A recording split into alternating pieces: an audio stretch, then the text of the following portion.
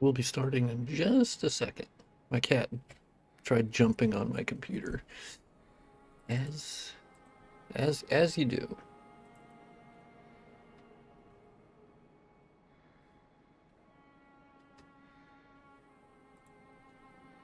Also, I gotta post on social media. Of course I do. I must let the people know.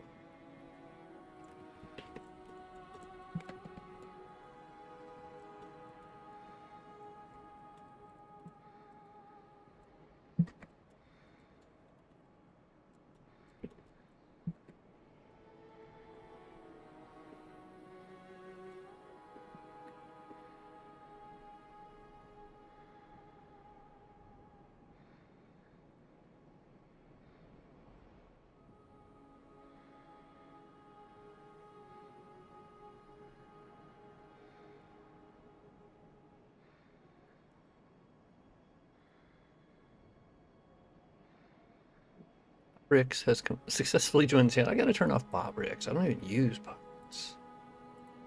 I don't even know what that is anymore, to be honest. Also, I updated the thumbnails on these videos for the playthrough. So that way it actually says like part 1, part 2, part 3. Because before it was just like a generic, 4 images together. Okay, so I did the blue sky and I did Twitter, so that counts.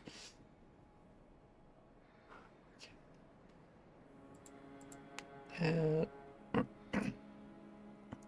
okay, I gotta grab some food. I have my Celsius. What's up? What's up, Jello? I assume it's Jello, right? We've talked about this. It's Jello. It's not Jellu 692. Also, what's the 692 in reference to, or is it just 3 numbers? 69, of course, I understand, but um, I currently have a Celsius fizz free. I'm trying the fizz free kind. Peach mango plus green tea. Celsius is fucking awesome. I'm not an energy drink kind of guy. But honestly, I find the Celsius to be tremendous. I'm not sure if that's how you should describe energy drinks, but I don't know. It's really good. Oh, it's random numbers. Nice. Yeah.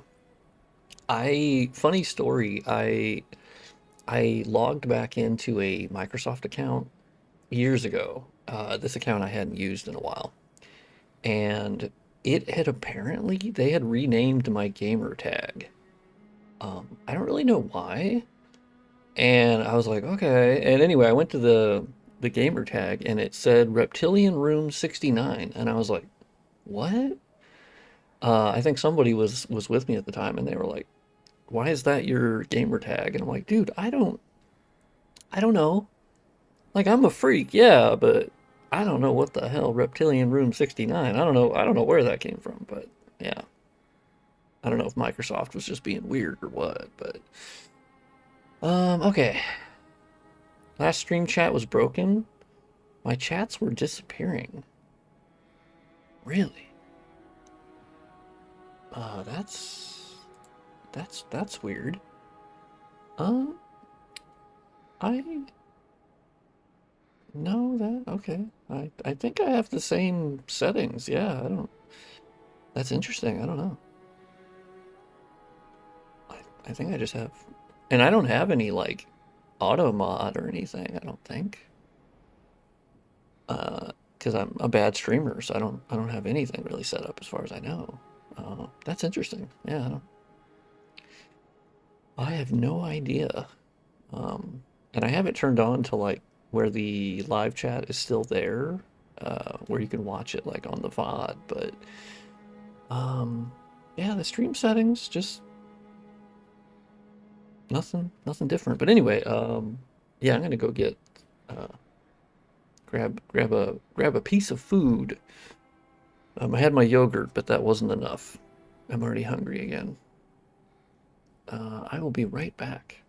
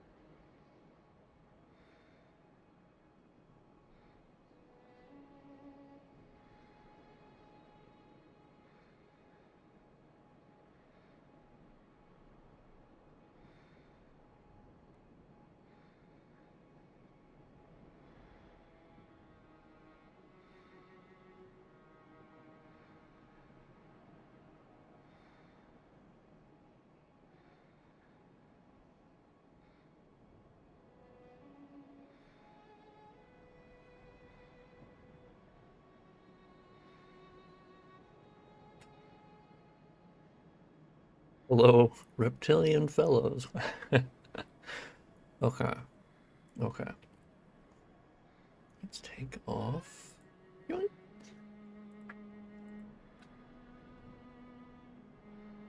All right, I think we're golden. If I remember correctly, yeah, we killed Amelia, Victor Amelia specifically, and the Shadows of Yharnam, which means, if I remember correctly, we should. I know we can do Cainhurst, the DLC, but I'm a little early for the DLC. I also think I'm early for Cainhurst, to be honest, but I think I'm level 41. At least I think I am.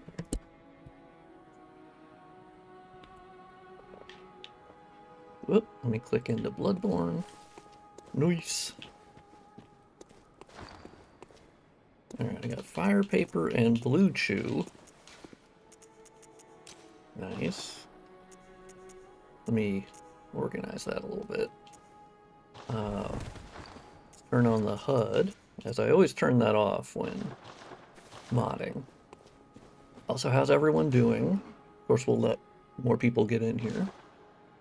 As is the case usually. Oh, I have no money. Oh, shit. Okay. Still haven't bought the Yharnam Hunter set. Yeah. How many... Dude, I didn't even notice. We have, 130 blood vials? Fuck yeah. I have been doing pretty good on blood vials. This must be my best blood vial, I think, efficiency run ever, to be honest. Okay, I think we're up to the chunks now. Yes, which I have none of those, understandably. I think I could be captured by the bagman, right? Oh no, actually, yeah, we need to be going to Burger Town. That's actually the most direct route. I mean, that's the progress. Oh my God, it's trivia. It's the goat. She's here, everybody. Blood vial build? Yeah, I have 130 blood vials. That's crazy. I'm doing so good this run. Like, it's honestly been shockingly easy, which I know are like famous last words. But yeah, it's been so easy. I just haven't really had any difficulty thus far. Which I play this game a lot, but I've been a little surprised on the bosses because I don't refight the bosses terribly often. You know, I just have the saves where I'm defeating the enemies a lot. Also the planar reflections, come on. Pretty cool.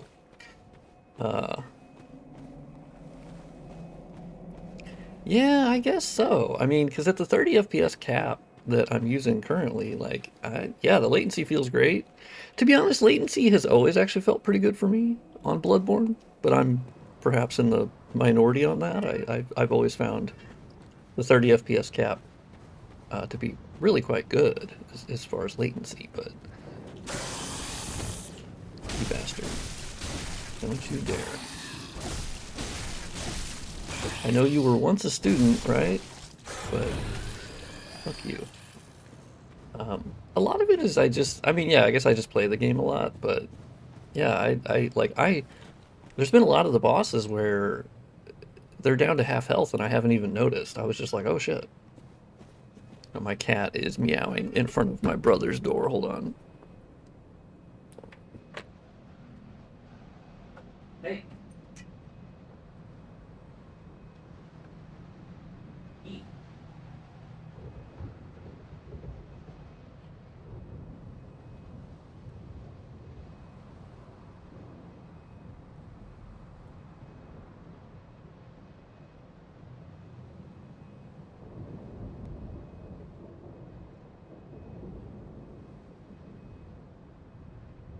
He's such a bitch when I'm doing something. Cecil knows. He understands. He knows I'm doing something. Have you tried the online mode? I mean, the online functionality, as far as I know, is nowhere. I mean, I know they're working on. I think they got the Cumgen to work, and I know they got like messages to work in a certain like it's super like testing, and um, I don't think in the default like configuration anything functions because I don't know. I mean, it requires like a lot of back end and stuff. Most of my death in Bloodborne are due to the camera. Yeah, I have been killed by the camera a lot. That's true. Um, yeah, I don't know. I've just had a pretty fantastic time as far as like now. Of course, those are famous last words. As you know, coming up on like Cainhurst, Rom. I am a little bit curious. I don't know how Rom is gonna go. Um, I never really know with Rom. Sometimes it's a struggle. Sometimes it's not. You know, for me. Now, the lady inside this building, chances are I'm going to die to her. Like, so far I've only died to a snake man in Forbidden Woods. So, we'll see.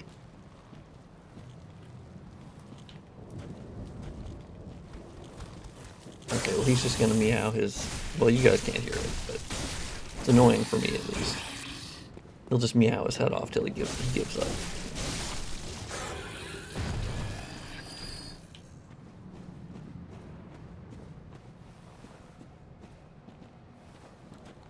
Apparently From Software said no to a Bloodborne remake. No, I don't think it means we're getting anything soon, since, if anything, that's just From Software saying no, which is obviously interesting and noteworthy, but it doesn't mean anything Bloodborne related. If anything, it means nothing Bloodborne related. Which I'm fine with in the sense of like, oh, I thought he had. Dude, this guy's like horny as fuck. Yeah, honestly, it just means that it's not going to get touched until presumably they work out the sort of. I think they're just at a standstill because Miyazaki obviously doesn't want it remade. Now that we have actual confirmation from Jason Schreier that they did actually say no, you know, because I know Lance was saying that it could have just been them, you know, lying to Bluepoint, which of course, you know, that was a possibility for sure. And then Jason Schreier confirmed, like, no, I 100% know. They said no. And Jason Schreier is obviously his reputation is pretty good as far as sources and understanding. Oh, these guys are terrible. I think it's a standstill until Sony either changes its mind and says, oh, okay, actually a PC port would be cool. Because that's clearly what From Software want. They just want it ported to PC. They've said that in interviews. So, and Sony, I understand. God damn it. The Switch 2 game is going to be the spiritual sequel. I don't know about that. I don't see that. Obviously I see as far as like, when I looked at the screenshots, there obviously, yes, you do get Bloodborne vibes. Like that's unavoidable, I think, when you look at them. But I don't see it as a spiritual successor, really. But I obviously, have I played the game? No. Do we know much about the game beyond what they first showed off? No. We'll see. I mean, that'd be cool, but could it be a Demon Souls to Dark Souls 1 situation? I'd also say no, just because the genre is different. If it was a single player, you know, story, you know, action RPG game, just like Bloodborne, well, that would be a different story, but it's not, at least from what they've told us, you know. Heard some rumors. Well, it's not really I mean, it's not really rumors anymore. We know that, yeah, From Software apparently said no. Yeah. Which I think is pretty understandable. They just, well, also a remake of Bloodborne is fucking stupid. Demon Souls I think was a different story, but Bloodborne is a modern game. There's no reason to remake it. If you ask most people why do you think it should be remade, they don't really have a good answer. Other than they'll say, yeah, well, it should be 60 FPS. It's like, well, you don't need a remake for that. and they go, well, yeah. I think they're just interchangeably using remake and remaster in the same sentence when those are different things. But, I mean, just look at Bloodborne. It doesn't need a remake. It doesn't. It came out in 2015. I don't understand what people are smoking as far as like it needs a remake. It's like, no, it fucking doesn't. Look, I work on the game for hours and hours every day. I can tell you. I mean, it's just my opinion, but it doesn't need a remake. Like at all. I don't. It's a modern game, you know. Like their asset quality is it on par with the industry? I would say no. And then you know what's even dumber is when people go, oh well, they said no, so then they can remake it themselves. And I'm like, oh, that's even more dumb. Why do you think From Software would ever want to remake their own game? That doesn't make any sense. They've never shown a shred of interest in that. They've never shown a shred of interest in remastering their own games. Like, I don't know. I find that to be very interesting. I don't understand why people think that. That's not From Software. They don't do that. From Software would just port it to PC. So why would they remake it? Like, and also, you know, and that's what makes it even dumber is like, well, look at Elden Ring. Their assets are not massively so much better than Bloodborne's. They're not. So even if From Software were to make the Bloodborne assets at the Elden Ring level or whatever, their current modern standard, I think the material quality would be better, yes. But they don't need to remake the actual models to do that. No, I mean, why would they remaster it? And there's no reason for them to remaster it. The game is already great. The assets are great. The only things it needs is 60 FPS, yes. Better anti-aliasing, if we want to call that a remaster, I mean, I guess, but I don't really think that's a remaster. I think that's just running it like any other game that they have. Like, that would basically just be saying like, oh, well, it'll just get the same treatment that Dark Souls 3 has, which is a PC port. And it has, I mean, admittedly, the anti-aliasing for Dark Souls 3 fucking sucks, because it's Bloodborne's anti-aliasing, but I digress. I don't know, I think there's just a lot of verbiage being flown around that, like, doesn't make a lot of sense. Bloodborne doesn't look good. Okay, well, I mean, I guess we disagree on that, because I think Bloodborne looks fucking amazing. Like, so, I mean, yeah, we can just agree to disagree on that, but I think Bloodborne looks fucking amazing. As is. It's a very old game, man. I mean, the funny thing is it's not. It's, I mean, we could look, and it is not. Like, how is it an old game? It was released on PS4. That's not an old game. That's 2015, big dog. I don't know. I find that weird. That's not an old game. It's just not. I mean, it's 2015. I don't know. I don't. Why are we remaking games that are like 10 years old?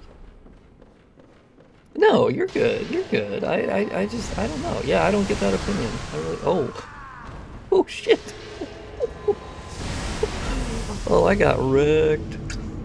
Dang, okay. She said, sit down. Sit down, motherfucker. But yeah, I guess I just disagree. I think it looks amazing. There's obviously certain areas of like textures here or that, but actually you could share that with Elden Ring. Like that's a From Software standard where their texture quality in places doesn't look particularly good. Like go to the Round Table Hold in Elden Ring, and there's a low quality ass texture like 2 steps from the main portion of it. Like it's not an old game. I don't. Yeah, that to me, I do find an odd argument because it's like, well, we know when it came out, and I don't. Yeah, I just don't think a 10-year-old-ish game is old. I don't. Like maybe we just have different definitions of what is old. But and it uses many tactics to make it look a certain way. Okay. Yeah. Yeah, I guess I don't agree uh, with you, which is fair. That's understandable, you know. I love it. I I adore how it looks. Um, yeah. I mean, that's actually the funny thing I think when we talk about this is that Sony wanting it to be a remake and like exclusive to their platform. The funny thing is they could charge exactly the same price um, for just a port, and we'd all buy it. Like I know I fucking would. Fuck yeah, dude. I'd buy the fuck out of that. Damn. Okay. Two deaths to this lady. I feel I've heard people say they feel weird about the graphics. I mean, I would say they're in the minority. Like, yeah, I don't know. That's such a general. They feel weird about the graphics. I don't really know. I don't really know what that means, to be honest. Um, Also, I don't know why I would want Bloodborne to look different than it does. Like, I love the way that it looks because it's the way that it looks. Like, that's Bloodborne. If it doesn't look like Bloodborne, then it's not Bloodborne, right? Like, I don't know. Yeah, I guess I don't understand that argument. Like, um, now obviously my personal, like, area configurations that I made for the mod do change the look a little bit, but I mean, it still looked like Bloodborne. Like, I didn't change the textures, I didn't change the models. Like, I don't know. Yeah, yeah, that I do find a little interesting. Uh, yeah, I do think we want different things. Yeah, which is fine. Yeah. Um, how do you not have stuttering? Um, yeah, I mean, I have a 5700X processor, Ryzen 5700X. I have a RTX 4060 Ti 16 gigabytes, so nothing too insane. Probably using Riva Tuner statistics. No, no, I just use the default frame cap. Yeah, I'm just 30 FPS, default frame cap. I'm good to go. Um, One thing that can help is if you update your Shad PS4 QT launcher, the specific launcher that then facilitates like updating the emulator and whatnot. Um, in there, under the experimental settings, there is a shader cache option. You, of course, want to turn that on because it will cache the shaders.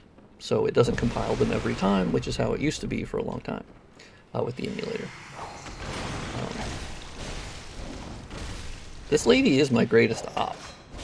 She is one of the toughest for me. Always has been.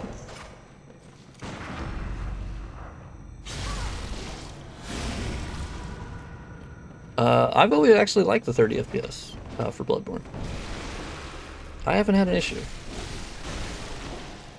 Um, the frame pacing for me, I'm admittedly used to FromSoft frame pacing. Like that's just normal for me. But the input latency is so good in this mode. That's why I don't do the 60 FPS patch, because even at 60 FPS with it, even if it's at a locked 60, the input latency feels off for me. It's basically like a generic frame cap. Man, I really don't like that move. I don't use the 60 FPS patch. No. Um,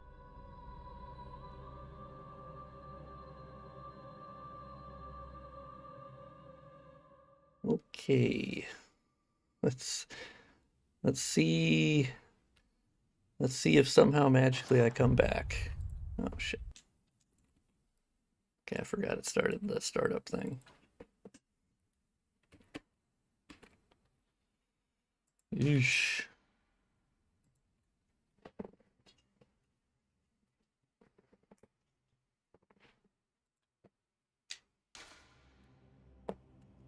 Bro, forgot to pay the internet. No, it's just Bloodborne. The emulator crashed my graphics card seemingly.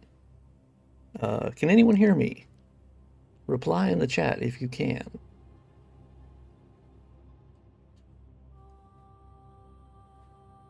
We're back. Okay. Yeah, okay. Yeah, that was the emulator. It basically crashed, and then it crashed the encoding of the stream as well. So then OBS was just fucking borked. Yeah, that. I mean, that's what you're getting with, you know, early software. It's still okay. Um, what were we talking about? I don't remember.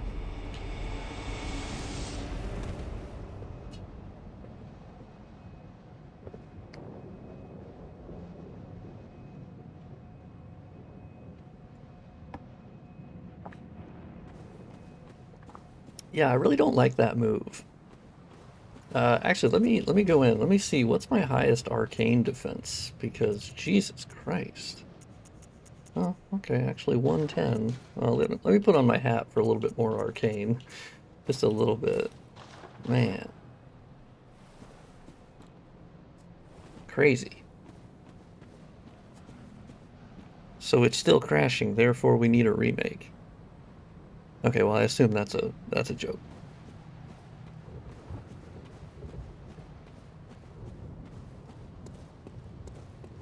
I mean, it's an emulator. It's not perfect. It's so I don't know. That's I mean, it crashes occasionally, but it's like once every I don't even know. Like it's very minimal. I don't really mind it to be honest. Because crashes. Oh, well, yeah, I mean, you should try it again. Yeah. The crashing isn't bad. Like, yeah. Like replacing the low-res version of the area in Cathedral Ward. Yeah. Yeah, that's still in there. Um, I undid the Central Yarnum variants of that because that tanked performance and it was pretty bad, but the Cathedral Ward one is still active.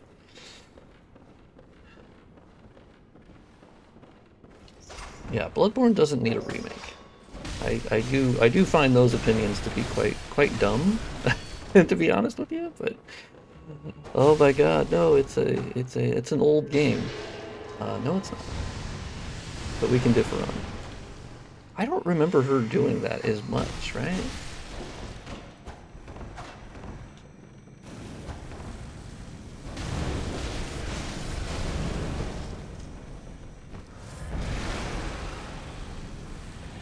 Hey, don't do the.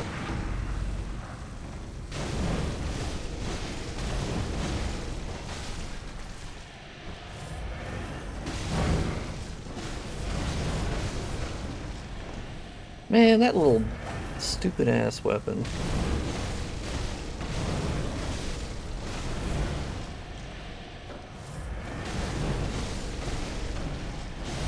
Okay, bitch. There you go. I got you. Yes, increasing the extra memory is nice. Yes, it's very easy to do that. Do you ever think there will be a way to stop the glow the world constantly has? I think it's hard to define exactly what you mean by that. If you mean chromatic aberration, I don't think you mean bloom. Yeah, I would say I don't know exactly what you mean by that. I would need that to be defined a little bit more because I don't know exactly what that's referring to. Um, Elden Ring feels so weak compared to Bloodborne, I assume you mean. I don't know what the fuck that means, I'll be honest. It's so I don't know. I don't know what that means, but Elden Ring feels so weak. Really? Hmm. Oh, I forgot about you. Iframes.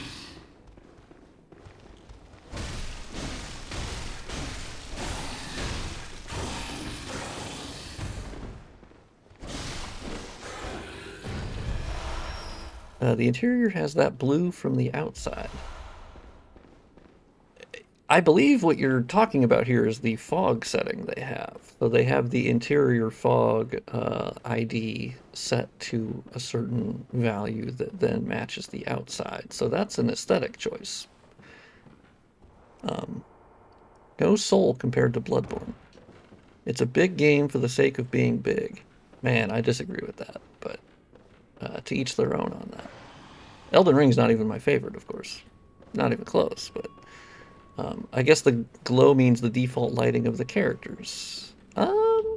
Yeah, if they mean the player lighting, it's like, well, that's been in all From Software games. So if that's what they're referring to, it's like, well, you might have the wrong company at that point, because that is just simply what they do. There is a mod that removes it, so, you know, you do have that option. Yeah, I just think Bloodborne looks fucking amazing. Um, is the delayed attacks? Yeah, they do have a lot of those. I'll admit, they do have a lot of those. Elden Ring is pretty big on that. But no soul. That's an interesting take. Yeah, that's an interesting take. That, you know, hey, look, we all, just like assholes, we all have different opinions. That one's interesting to me. Um, my opinion towards Bloodborne isn't so great because the PS4 only limitation in comparison to all other From Software games. Yeah, I mean, I think people should be able to look beyond that, as it's not Bloodborne's fault that it's stuck on PS4, obviously. And the asset quality is fantastic. Actually, the asset quality on average is higher than DS3, I would argue. I do think that obviously the texture blending, they got better at that in DS3. Your PC remaster mod removes the hero lighting. So that's a bit complicated. So as far as the player lantern, with how it illuminates things near your player, that is not removed. That is still there. It does tweak the player lighting as far as how the sun and the moon hits your character and how it is lit versus other characters. By default, FromSoft did have that very much like brighter than everything else in a lot of cases, and so the move to dynamic lighting to sort of balance that, I did make changes, not huge changes, but yes, there are slight changes to players blending in to the environment a little bit more than by default. So if people don't like that, that's fair. It's in no way a bad game, but it isn't the great game everyone talks about either. Yeah, I mean, so I think my issue more so stems from, I think, how you say that. Is you say it very definitively, but that's just not how I speak. Um, it is your opinion that it is not a great game. Um, I disagree, obviously. I think it's one of the greatest games ever created.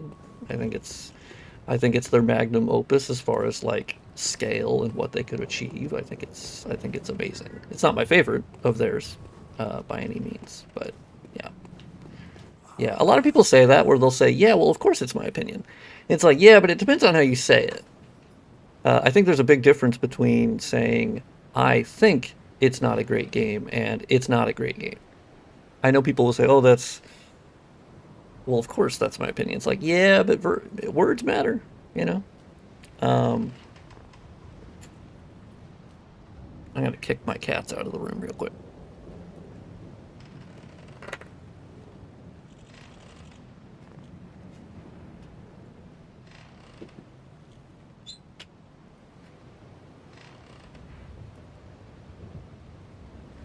I feel that Elden Ring glazers are just FromSoft Games first timers. Yeah, I also really don't like that take either. I think that kind of sucks, but I mean, I think Elden Ring is amazing and one of the best games ever made, but is it my first time with FromSoft games? It's not. So I just disproved what you said, but yeah, speaking so definitively like that, I've never liked. Because you can easily disprove it in 1 second. You can go, "Am I a glazer?" It's like, no, I mean, it's not my first time either. So, yeah.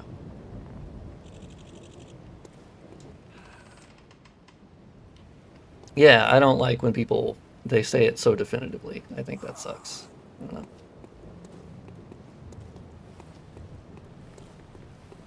Yeah, I just think, yeah, the more you talk to people, I think that, I don't know. I don't like that.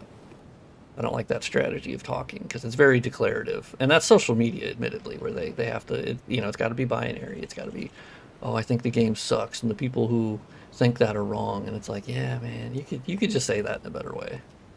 in a more mature way, I would say, personally. Okay, I got 15,000 blood echoes. Fuck yeah.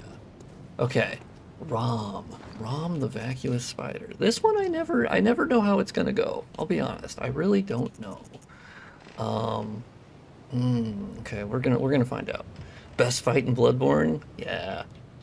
Oh, yeah. Okay, that's actually good context. English is not your first language. That actually makes a lot of sense.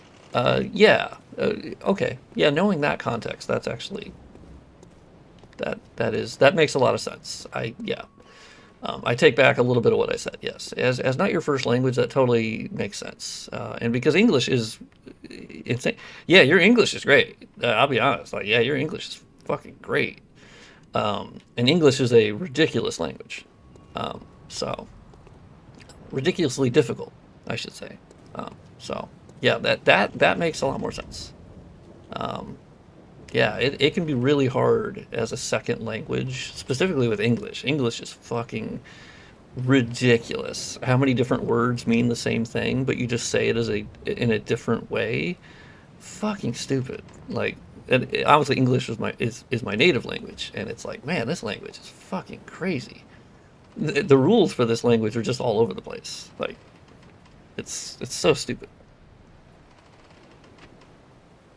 Yeah, I think that okay, yeah, that totally makes sense. I take back everything I said as far as like it sounding definitive. That makes sense. Yes. It being a second language, yeah. That yes. There are subtle nuances. I totally yeah. I take back everything I said. Yoink. I hereby retract my statements. Oh, here we are again. Yeah, your English is great. Damn. Do you know a way to export Bloodborne assets as FBX? Yeah. So currently you can use, well, I don't know 100% if it'll actually work, but before I fight Rom, chill out. So basically right now you can go download it's an add-on for Blender called Soulstruct.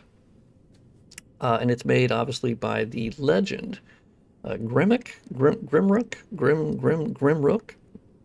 I never say it correctly. The legend, and basically you can import FromSoft assets. I use it for DS1, my Re-Remastered mod. It's been a life changer. And you can then from there presumably export as FBX, right, using Blender. But yeah, if you use the Soulstruct add-on, you absolutely because I did that recently within the last couple days. I was testing the newest version of it, and I could import Bloodborne models, which I've been able to do for a while, but I couldn't export them. It would basically just not work. And this time I was actually able to import the model, edit the model, export the model successfully back into the same file format, right? The DCX or fiverr.dcx. But the problem is when it goes in game, it disappears. So unfortunately that part still doesn't work. But I do think you could export it from FBX from that point. I can tell you how to destroy ROM. Oh, yeah, I don't actually need any assistance as far as playing the game. I appreciate that, but I've obviously played Bloodborne many times and I've defeated ROM many times. So yeah, I'm good as far as that. It's more so just execution. I'll just make a mistake or something and go, ah, shit.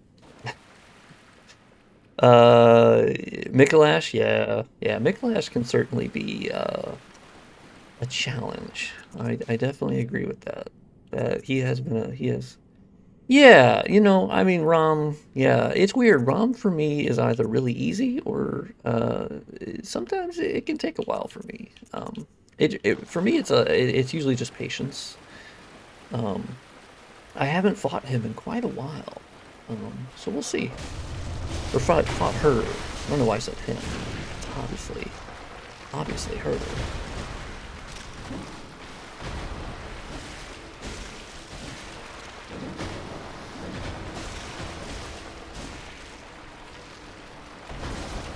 Okay, well this is easily the best start I've had. Rom is almost a half health already.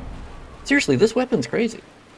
I've used this weapon before, but like seriously, I'm melting bosses. It's at a plus 6 or 5, or I'm at the max upgrade I can do for now without. This is the harder part of the fight, obviously. Oh god, yeah, their little headbutts are crazy. Okay, he's gonna do that move, or she's gonna do that. Ooh, okay. Yeah.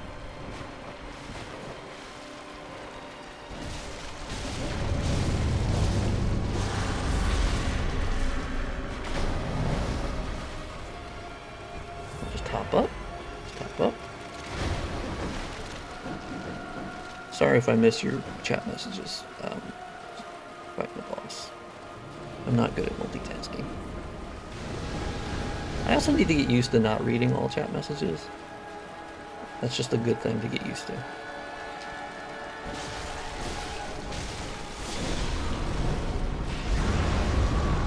Damn. Yeah, they caught me. They had me stuck. Fair. That's a pretty good first attempt, though.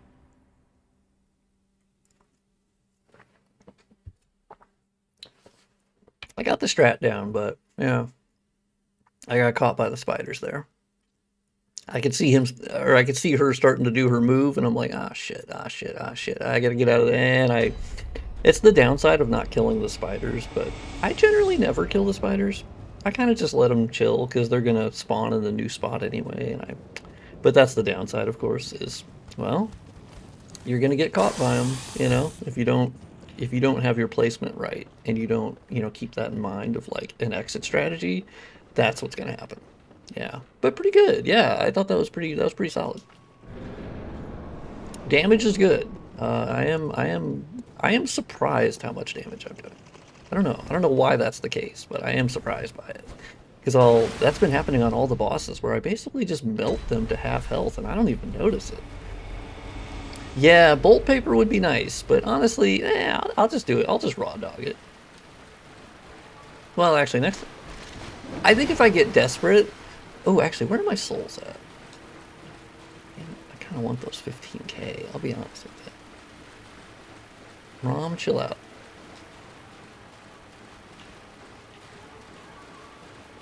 I don't know where they're at. Is he sitting on them? I mean, if I don't have them, like, it's not a big deal, but... God damn it, Rom. Okay, I'm hitting his head. Hitting her head. I don't know why I always default to him. I think I do that for bosses. I don't know. That's just like... Yeah, you caught me on that one.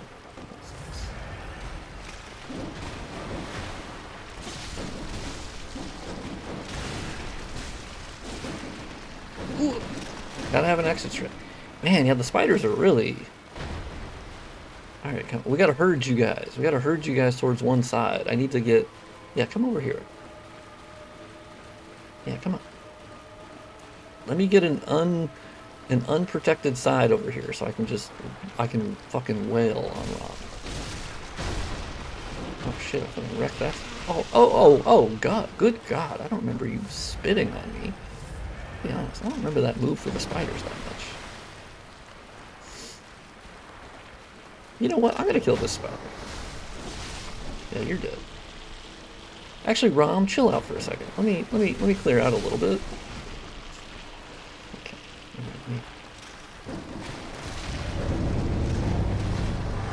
Okay, not as good of a first little cycle there, but I'll take it. This fight is definitely patience. It's all about patience.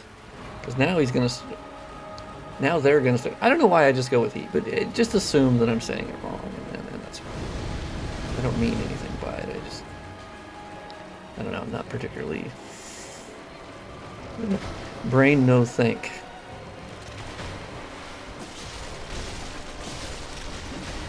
Okay, so you can't. Don't get greedy. Don't get greedy.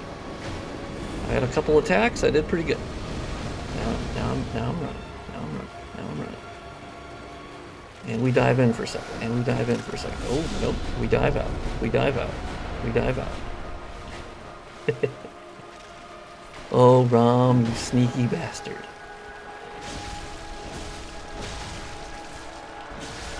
Okay. Yep. Don't get greedy. Don't get greedy. They start getting weird. Don't get greedy. Sometimes I just stay in there too long. And then that's what gets me. Oh shit. Oh fuck. Oh shit. I'm gonna get hit. Yep. I'm gonna get tagged on that one. Yep. That was my bad.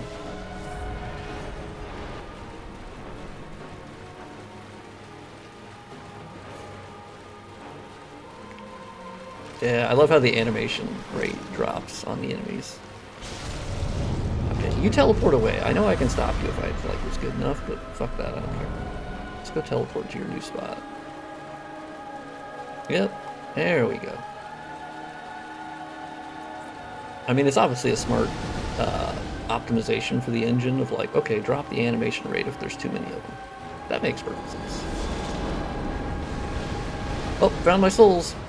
Found them. Yoink.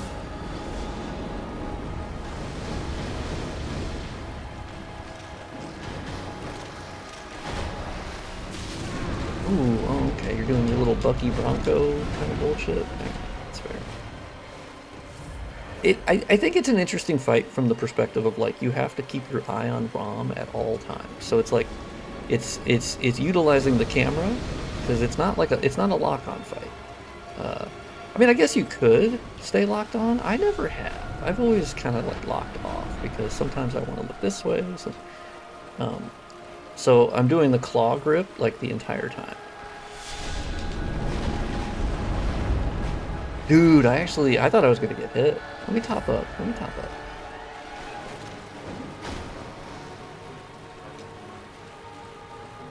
Okay, so we do have a bit of a problem with now we have double spiders. This is the problem with not killing the spiders, is you now have so many of them, and they have actually grouped up. So I might need to actually clear out some of them. Oh, that was so close. I almost didn't have the stamina to run. Nope, okay, alright. Do your shit. Ooh, yeah. Oh man, it's so dangerous now. I think I do need to clear out some of the spiders. This has gotten to a point where there's quite simply too many of them. God, I gotta hit them on the side, I know that.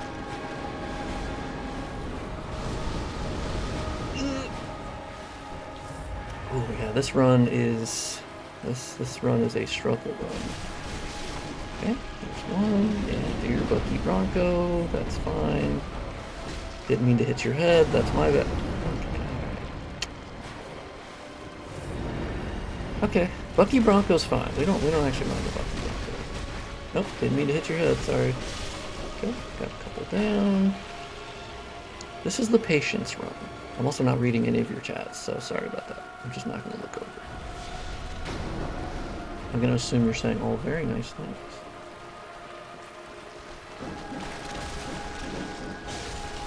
Okay, I got a couple hits. I probably could have gotten more, but that's fine.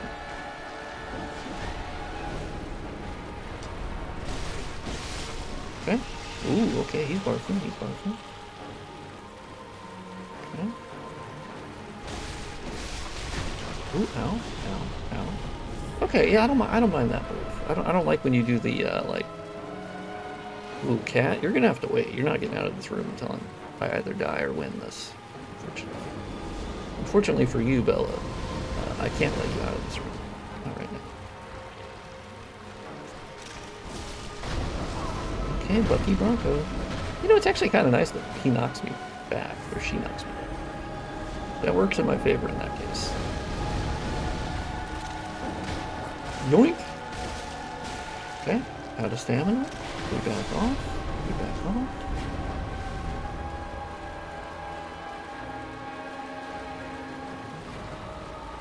Okay. Yeah, definitely when Rom does the missiles like this, I have found it a fairly good strat to run towards Rom as that's happening. And you can kind of still dodge them and then get a hit in. Maybe a couple. This one isn't. Oh, okay, no. I got a lane there. Okay.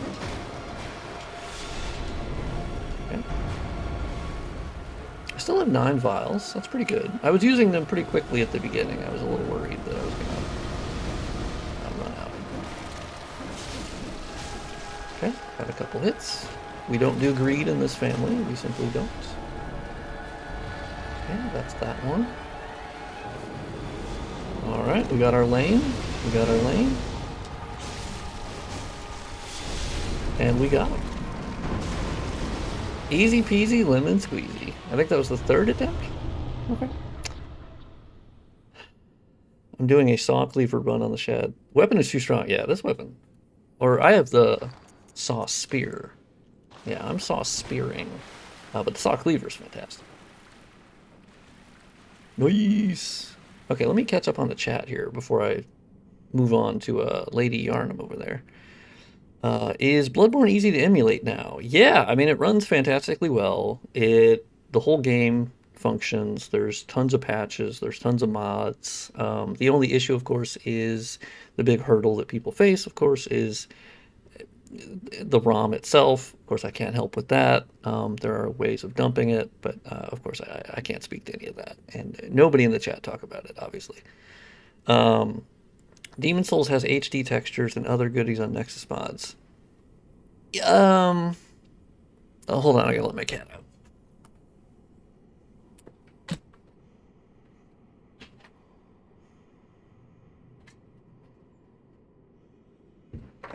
I mean, as far as I know, trust me, I've modded Demon Souls. Unless they figured out how to get past the memory limitation, no, there would not be upscaled textures. I'll have to check that out. Like if there is a new texture upscaled or upscaled texture mod that somehow found their way around that, because trust me, I have repacked those texture files myself. And the memory limitation per map varies, it seems, and it's baked into the actual like .bin file. There's a simple limitation with Demon Souls with how it functions on memory, and the game will simply not load if it goes over that.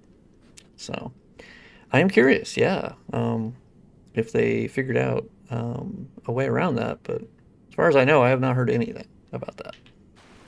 I would love if they found a way around that.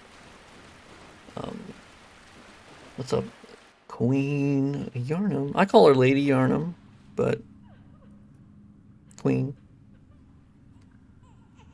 Man, this looks pretty good.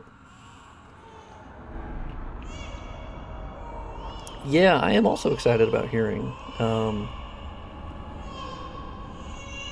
I remember, yeah, I'm excited to hear more about Dustbloods. I'm definitely not in the I think salty group of the salty minority that is kind of like hating on Dustbloods, which I think is dumb because we don't know much about it. So like, why hate on it when there's not much about it out yet? Like, I don't know. Like, wait to play the game. I don't know. All I know is she freaked me out bad. Yeah.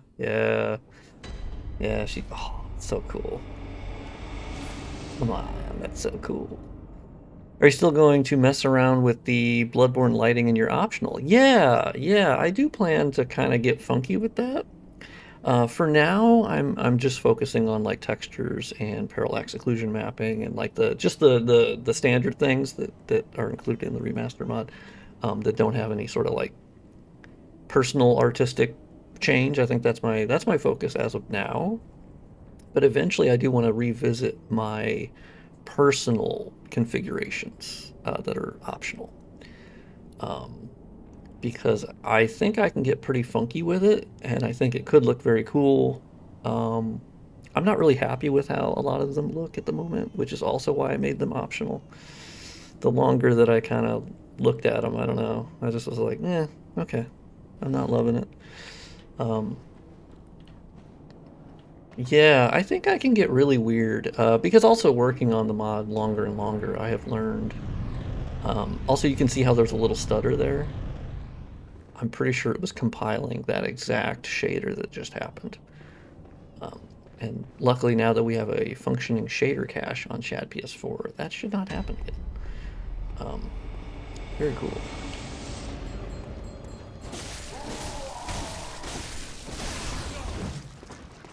I still need to do more work on Yahar Ghul.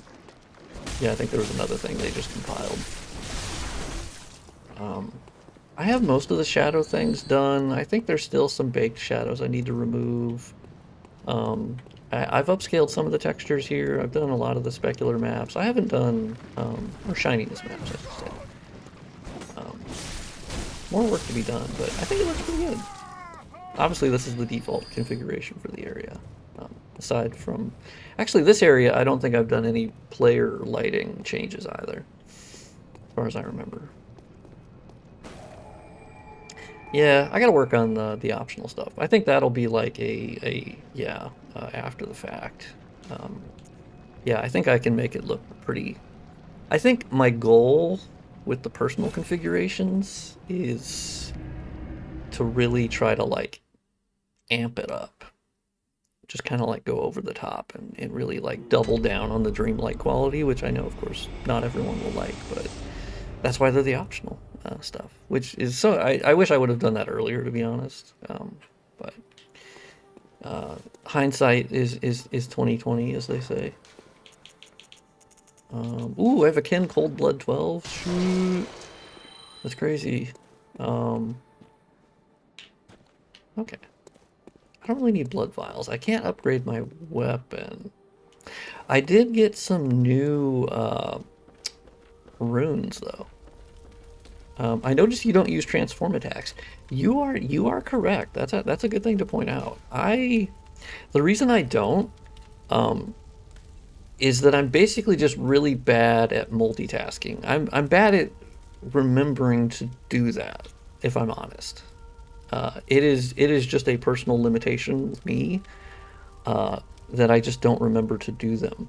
I also think it's because I don't actually like the saw spear in its transformed or its transformed nature. I don't actually like when it's extended. I hate that moveset. I understand I could just do the transform attack and then transform it back to the default state, which is the one that I like, and I like that moveset. I really don't like I hate the transform moveset. It's too vertical. I hate it.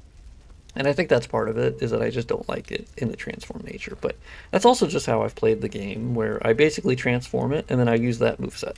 And then I transform it to the other one, and then I use that moveset.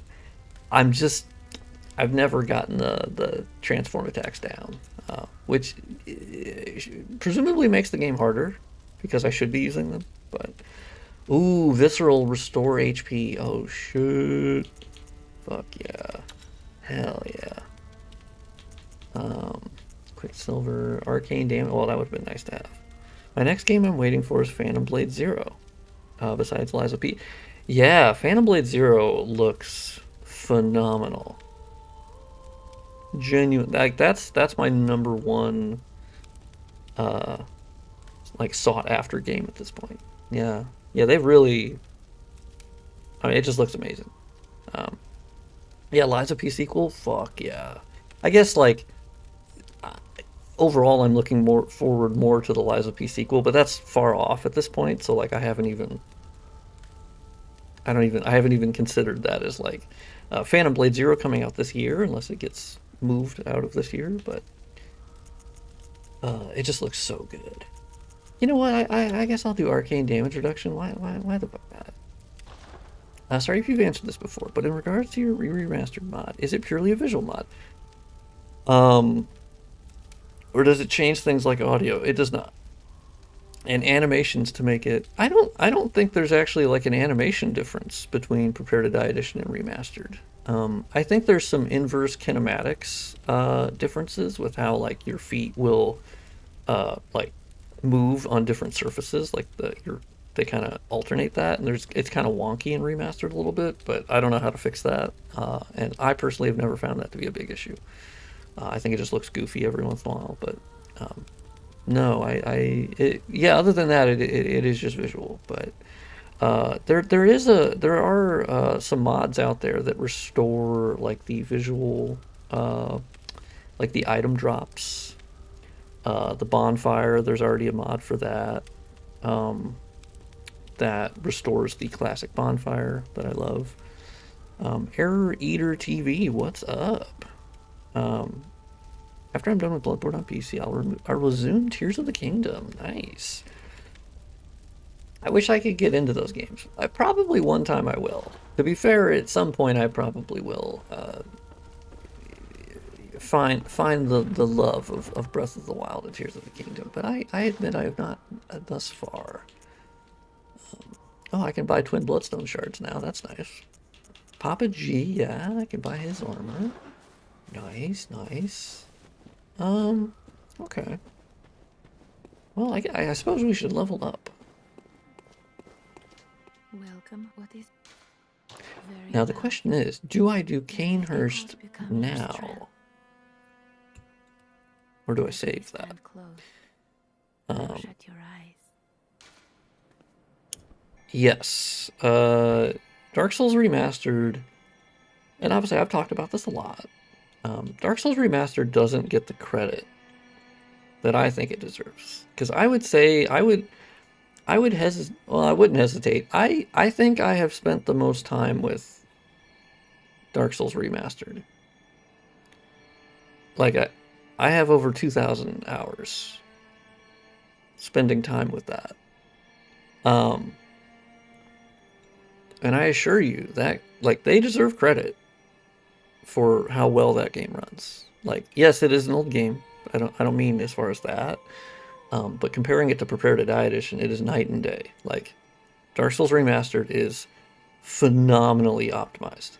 Like, I have thrown the kitchen sink at that game, and it has done all of it without skipping a beat, without a frame drop. Like, that game, they change. I know the DS2 lighting engine, Jabroni, could speak to that much better than I could, as far as like engine tech and rendering and all that. But they switched to, I guess, forward clustered. That was the rendering style they changed to, and it's phenomenally efficient. It's fantastic. And I think the addition of normal maps for every single surface was huge. I know that goes under the radar, but that was a big upgrade over Prepare to Die Edition. I think the particle effects largely, not all of them, but largely, I think fire looks so much better. Like the torches, I think they look so much better in Remastered. The addition of parallax occlusion mapping. Yeah, I think Remastered gets hated on far too much. Far too much. And that's coming from someone who quite literally has an entire mod that the origin was like restoring Prepare to Die Edition. But yeah, the ankles, yeah, and Remastered it's kind of goofy. Yeah, DS2 LE is getting path tracing. It's pretty crazy. I believe on their YouTube channel they post videos of like going through different areas and testing it. And it's not live yet for modders, but I assure you, some have gotten to test it as far as like performance testing. But I will be going back to Dark Souls 2 modding when that goes live, because it's phenomenal. It really looks awesome. I think it already looks amazing. I'm very proud of how my Second Sin mod looks. I'm very happy with that. Not 100%. There's definitely more stuff I want to fix, but I think it already looks amazing. But the path tracing is pretty crazy. Yeah, we've come a long way. I don't like how they delisted Prepare to Die Edition. I really don't. But I think people hate on Remastered far too much. The people who play Remastered and that's their first Dark Souls 1, like, they get the full Dark Souls experience.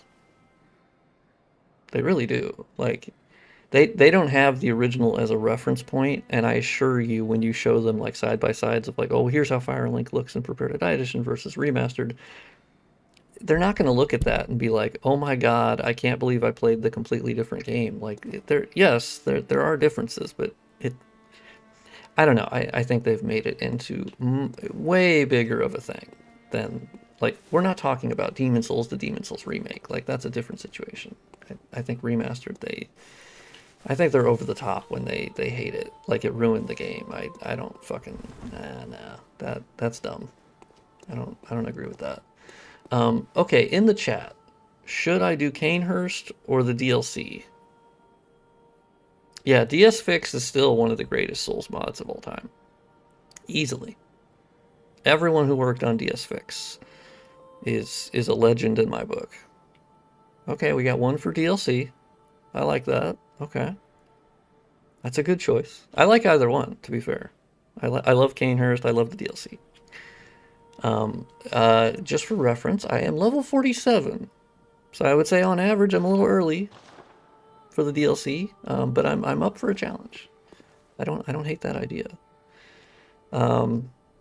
Yeah, delisting the original was not great. I would assume partially it could have been that they were embarrassed by that, by Prepare to Die Edition, because it's fundamentally broken by default.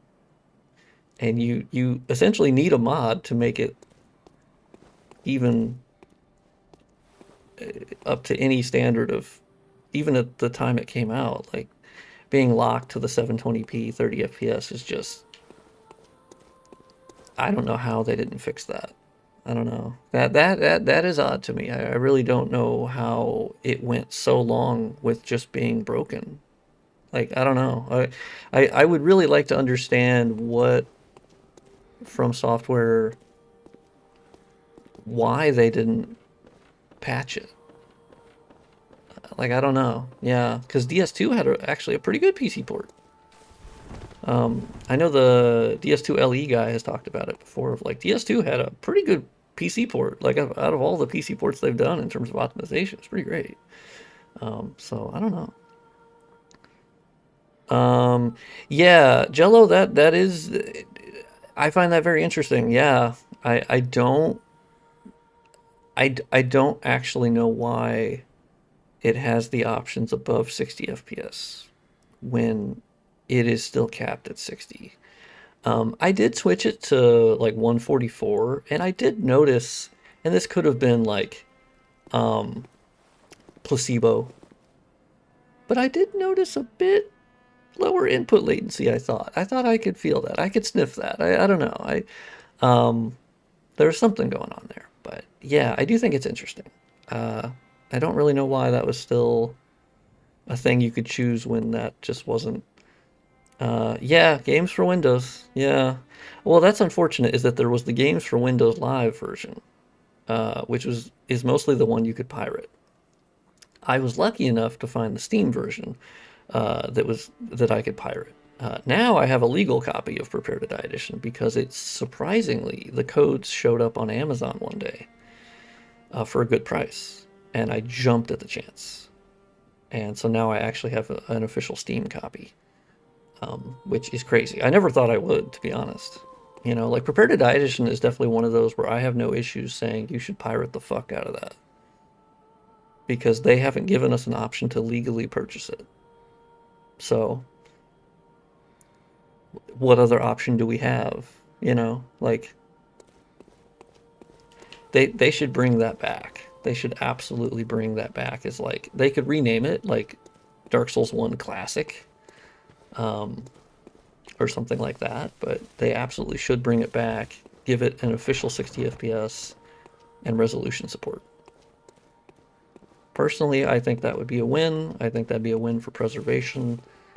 Our current setting, our current situation we're in, is that the Prepare to Die Edition lives on in the Switch version. That is because, yeah, they based that was Virtuous, who did the Witcher 3 port. They did Oblivion Remastered. They're a gigantic company. And they ported it from PS3. And so the Switch version is the Prepare to Die Edition. And that I think is cool. I think it is actually cool that we have a modern live version of that out there somewhere, even if it is just on Switch, which I know is not ideal, but I think it's good that there is technically a way to play online with the Prepare to Die Edition. They just don't call it that. They called it Dark Souls Remastered, which I get because it came out not at the same time as Remastered, but it's not related at all. I think it shares like the UI scaling, I think that's about the only real like thing from it, to be honest. Okay. I believe I had okay, we have Cainhurst, one person for Cainhurst, one person for the DLC. I need a tiebreaker.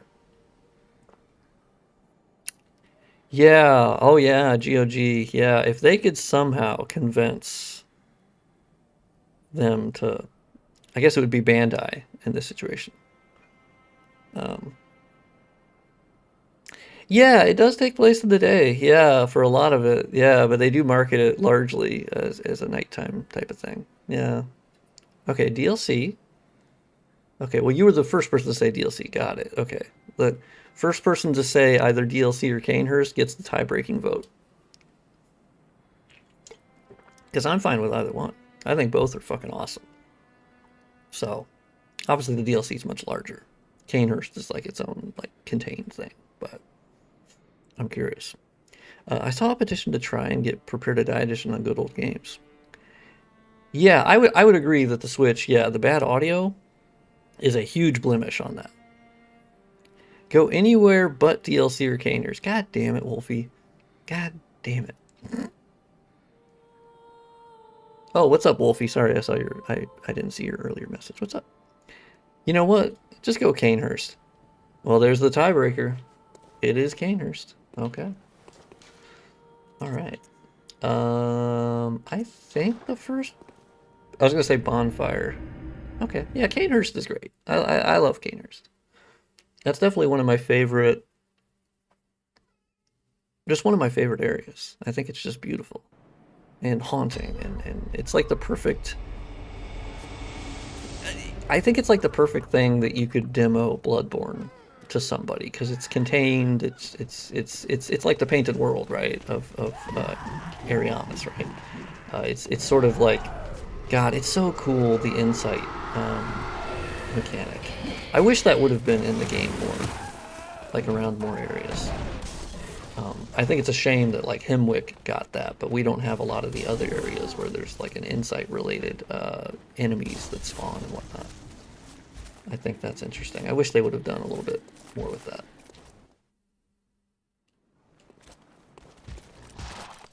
Nice. Later, nerd.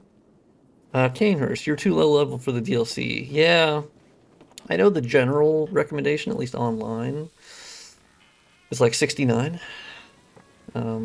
What's the average level recommendation for Cainhurst?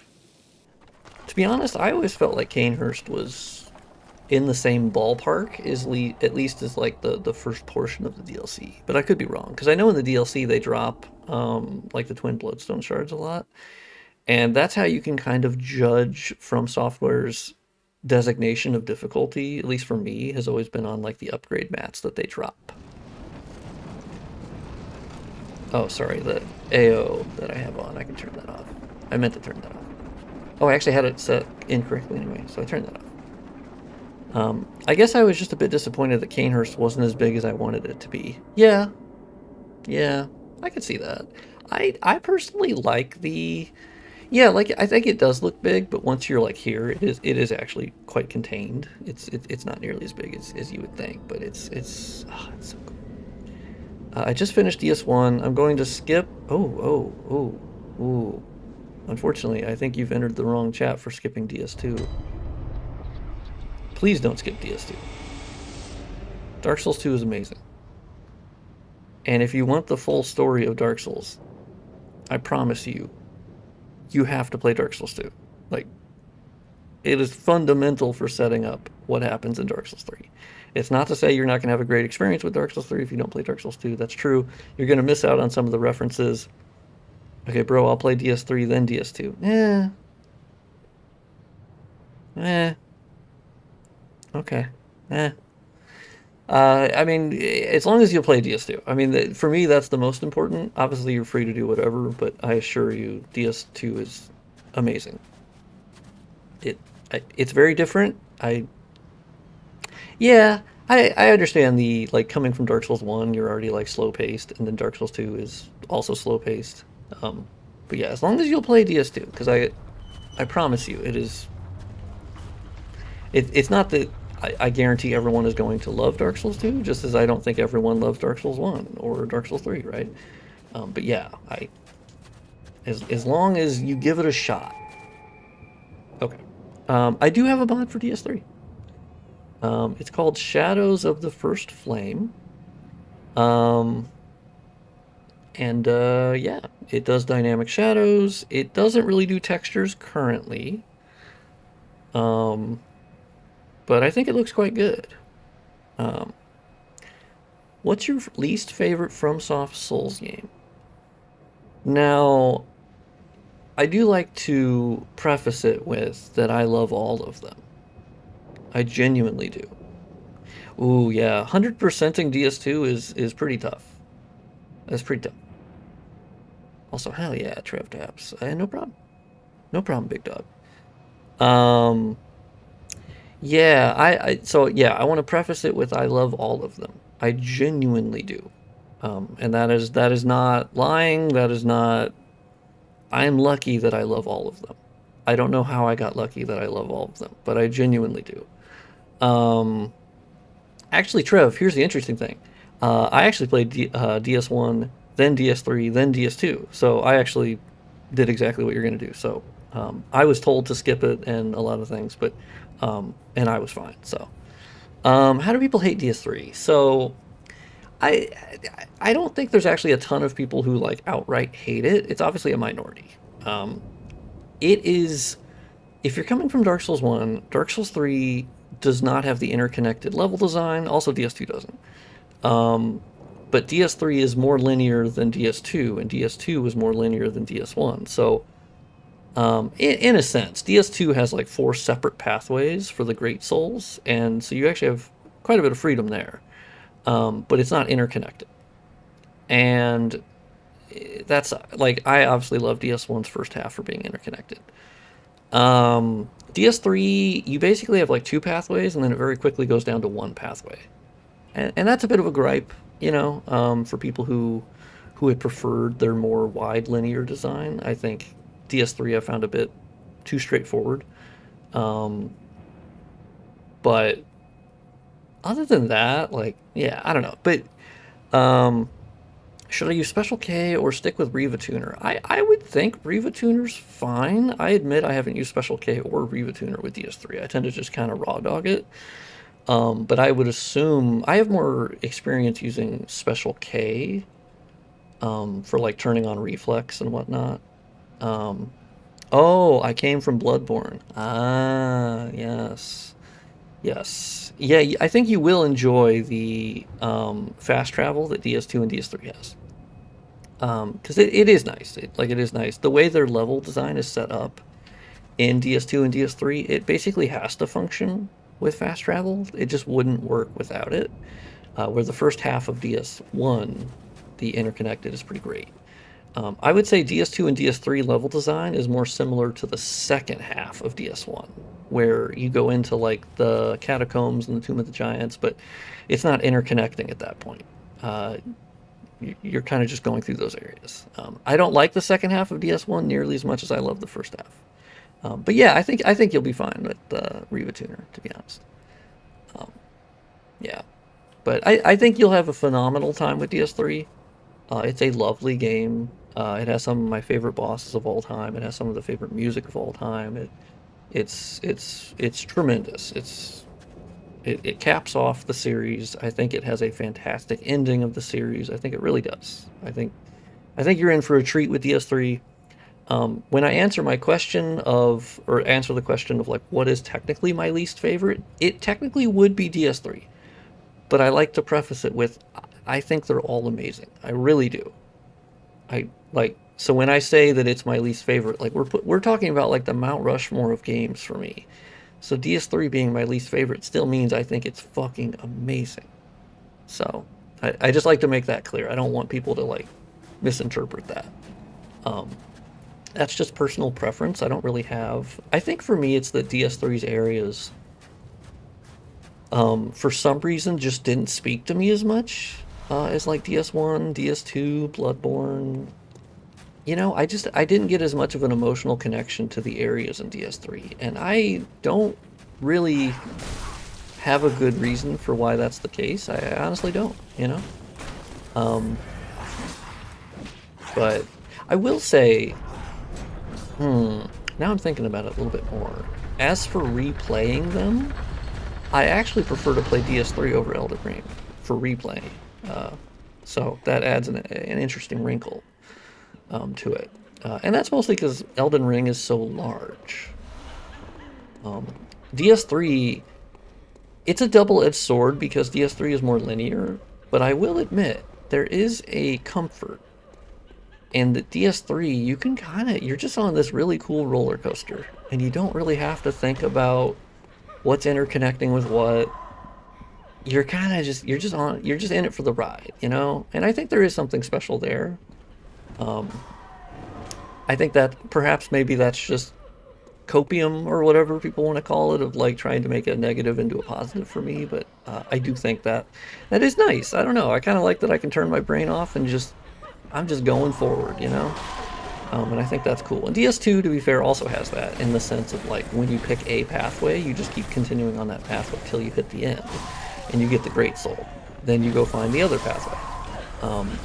And I personally really love that design of like from Majula, there's like those 4 distinct pathways and they're separate. And I don't know, yeah, over time that's why DS2 is still actually my favorite of them. Just despite my many issues with it, which I have many, I really do. But I think there's something so fascinating about DS2 for me. I just can't, I can't put, I don't know, there's a feeling to DS2 that I can't shake. I just love it. And I have a lot of issues with it. To be fair, I have issues with all of the games. Oh man, these guys get me. These guys fucking get me. Yeah, Cainhurst. Amazing. Oh, what's the mod's name? Are we talking about the current one that I'm playing? It is the PC Remaster mod. It's on Nexus Mods.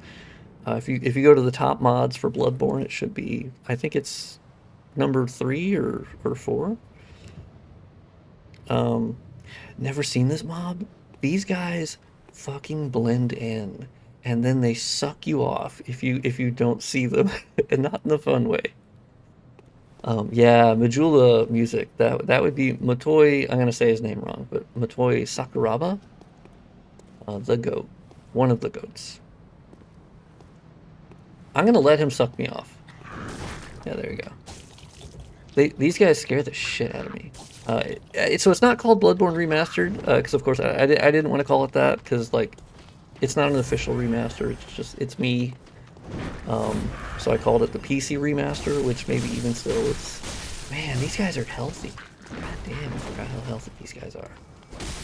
I'm also a lower level than I think I usually do Cainhurst, because I'm a basic bitch, and I think I wait till later usually.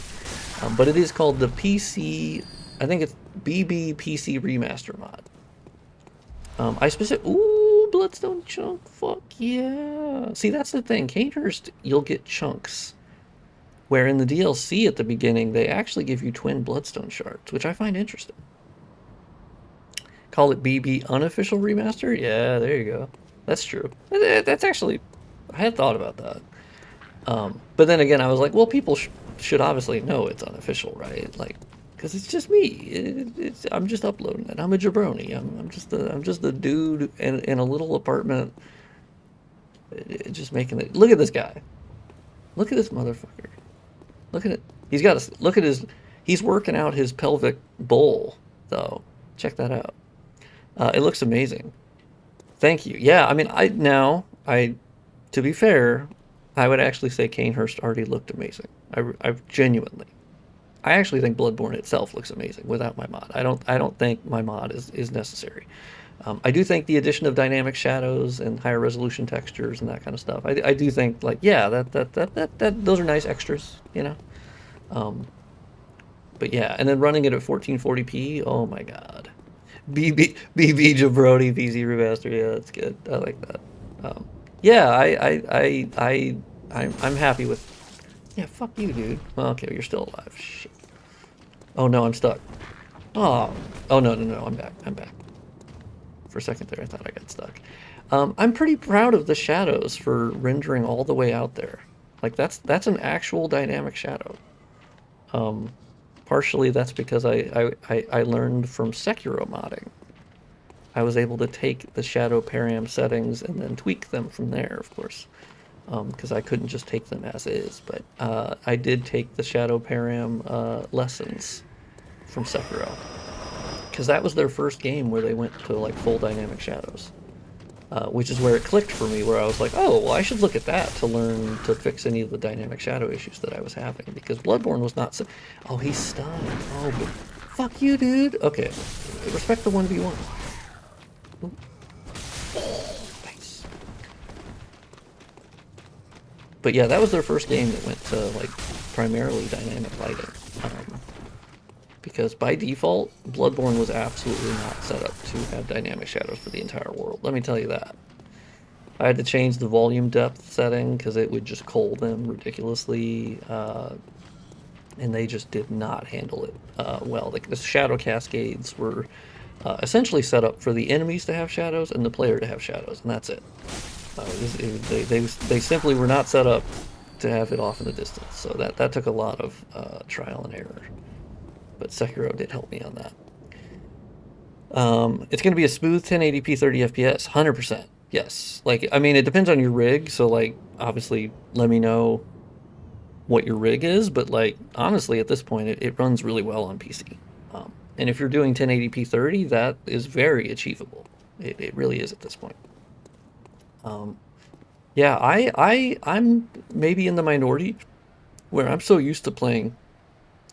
This guy right here is the one who usually gets me the most. Is that fucking jabroni. Because he blends in. I saw an older video you made about making a Sekiro mod that made it all black and white. Yes. Unfortunately, I ran into a bit of an issue with that mod. As obviously I was able to make it black and white fairly easily through the G params. Of course, you could also do it through reshade. Kind of end up with the same result. Ish. I think it still looks better doing it natively than doing it like over the top through reshade. But to get the blood to still display as red, basically I started going through all of the textures and manually switching them to grayscale, right? And that is laborious, and I was doing it, but what I've run into is that I've gone through the whole texture folder for the Ashina Outskirts, and also for Ashina Castle. I did all of them, and there are still a lot of textures that are not grayscale. And the problem I'm finding is I don't know where those textures are, unless they're stored in a separate another maps texture file, which I don't 100%. I don't know why that would be the case necessarily. Depending on the connect collision setup that they have, I don't know. Presumably, if I go through all of the texture folders and I just do all of them, that will work. I think the biggest issue I'm having with Sekiro is that when I pull up a model and I want to look at the textures that it's using, that actually doesn't work. I pulled up in the same programs, and unfortunately they changed the way that they handled a lot of that, or From Software did, and it's a lot more complex, and it no longer is really telling me the texture names. And because I don't know the texture names, you're kind of in the dark, and so I kind of put it on the back burner, and I was like, okay, let me go back to my other mods, because that ended up becoming more involved than I thought it was. Oh, okay, he got aggro. Man, these guys are fucking tanky as. I love when they start like fiddling around like that. I want to play Bloodborne with 60 FPS. Yeah, I mean, luckily you can. If you have a good enough rig, it's mostly your processor. Realistically, is the bottleneck.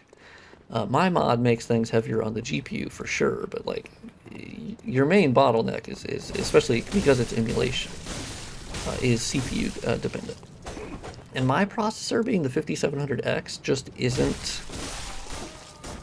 it isn't to that level of giving me a flawless 60. It just isn't.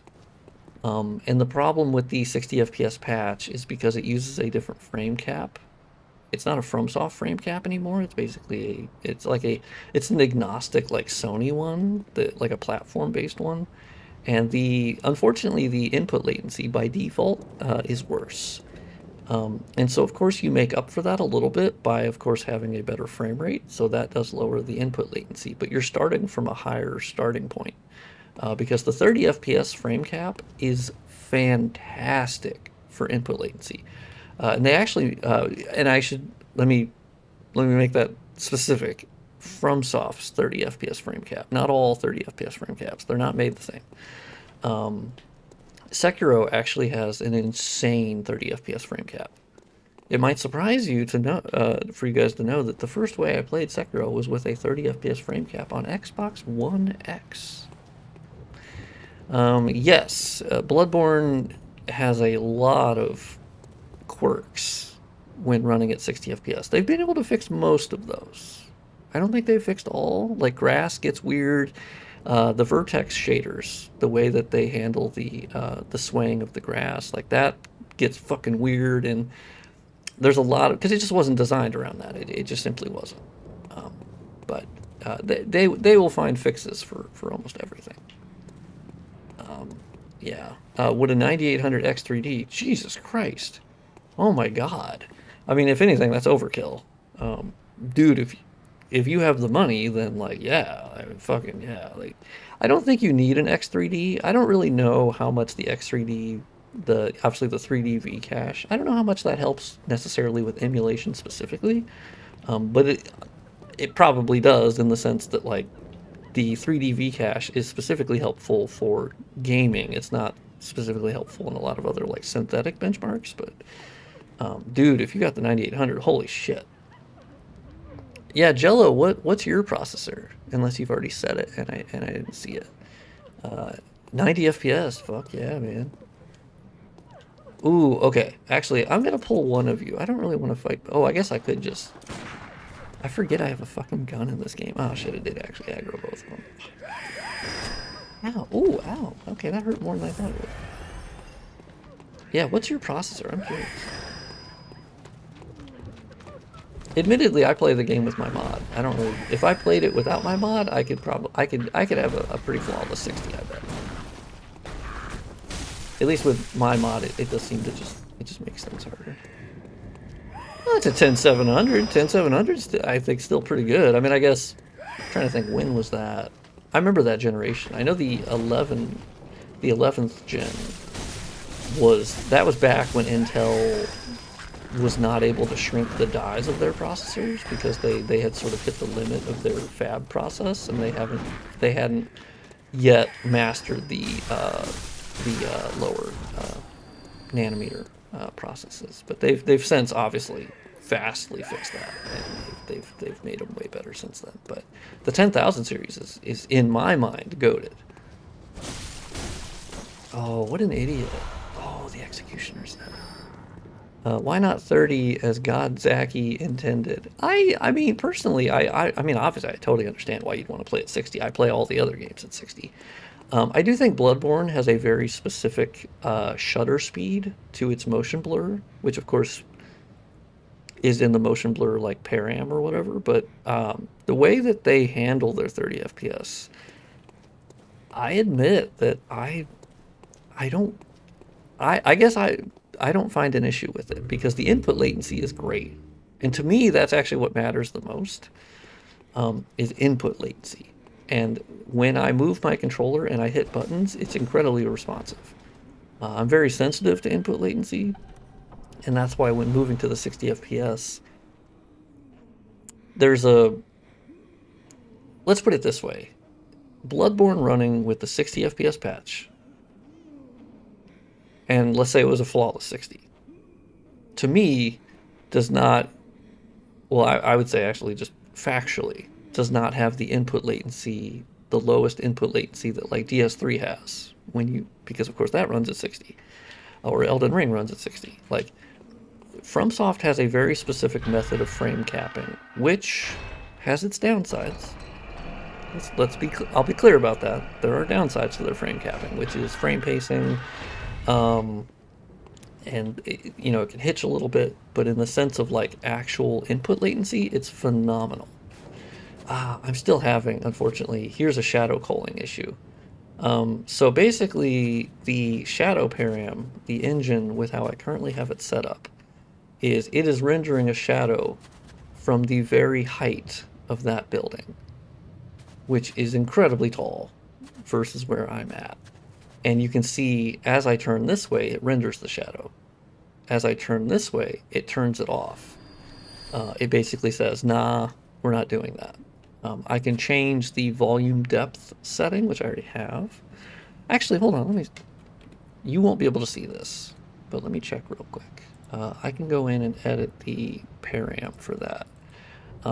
The problem is there is a downside to changing that. The higher you raise the volume depth for the shadow param, the higher you set that, it moves the shadows away from their origin point. So basically, like where my foot is, my player's foot, you'll notice the shadow will start to move away from it to where it no longer makes contact.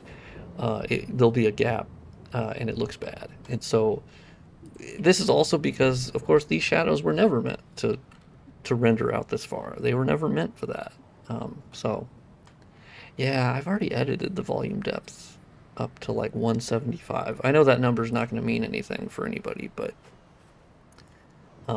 I don't think it's like too noticeable. Like I don't think it's game breaking. Now, personally, what I should likely do, the smartest fix for this is actually just to turn off this building from being shadow casting. That's actually the much smarter option. Is no one would give a shit if that big building cast a gigantic shadow. No one gives a fuck. Like you're down here, no one cares. Like no one's gonna notice that. That's the smarter option. But I have opted for making it work, like all these different shadows from everything. But I think it looks great. I love the dynamic shadows. I think they end up being higher resolution than the baked shadows.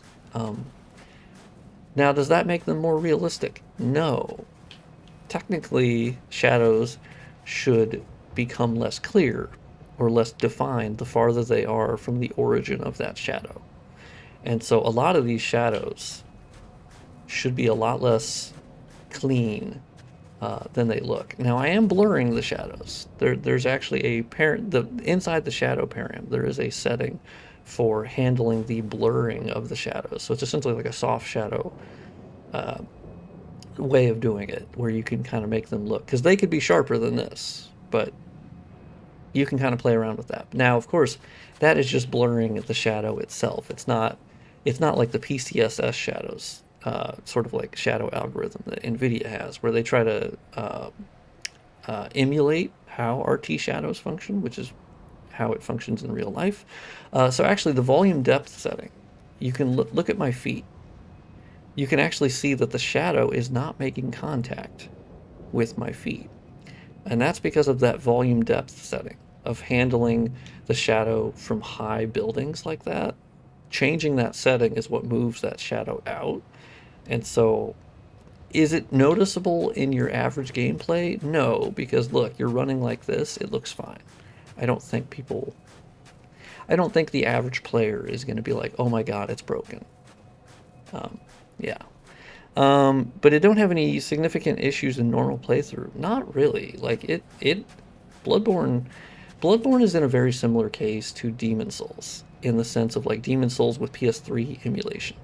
It got a lot of love because it's one of the most iconic PS3 games.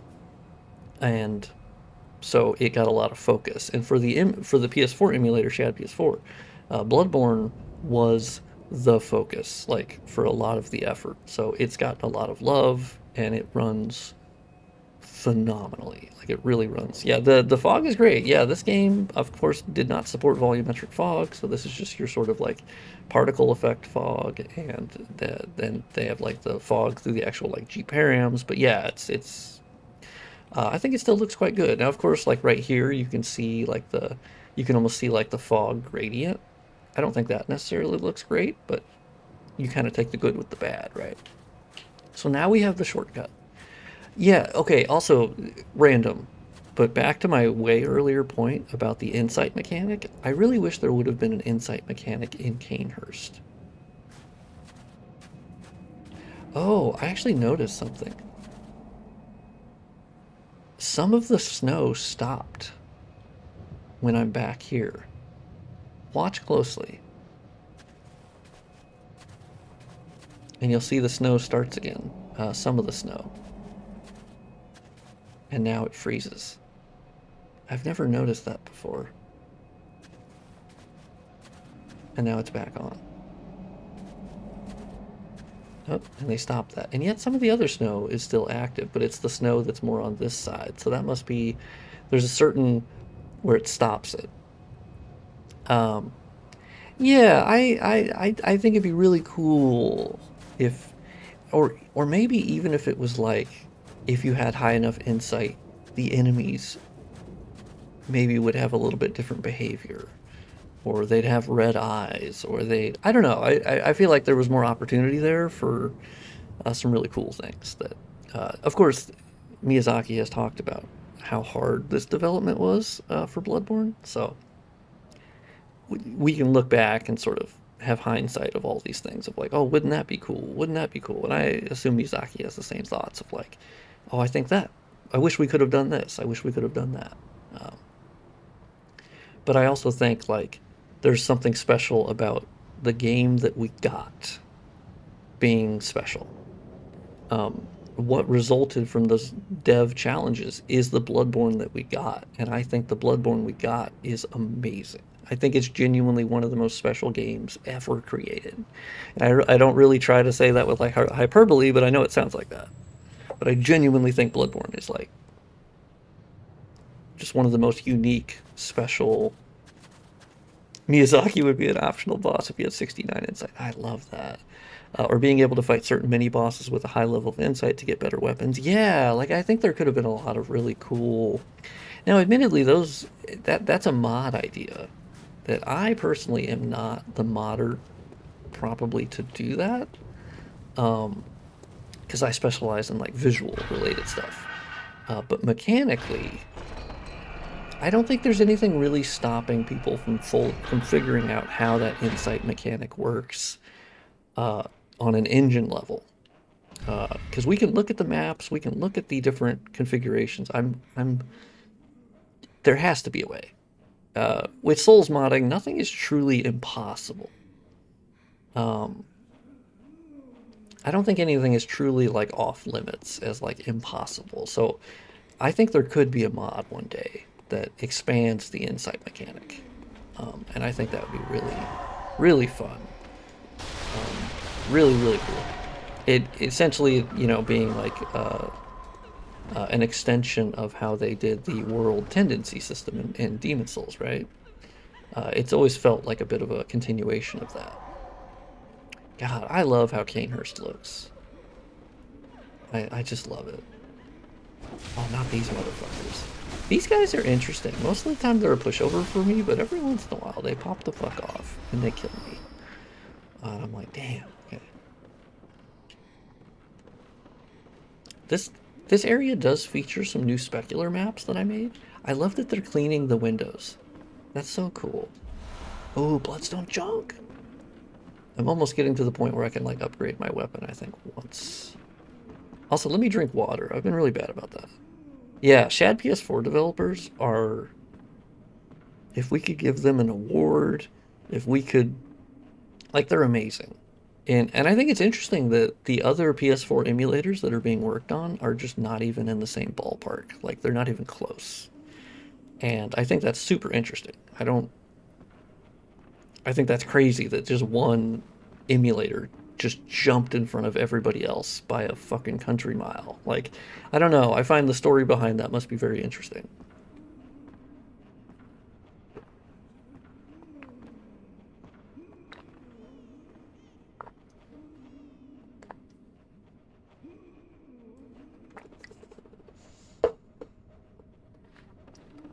Oh, man, that was nice to actually get a drink of water without talking for a second. I do like the gap. That is definitely something to know about me, which is I think is interesting to people. Of like, oh, but you're an introvert. It's like, well, that doesn't mean I don't like the app.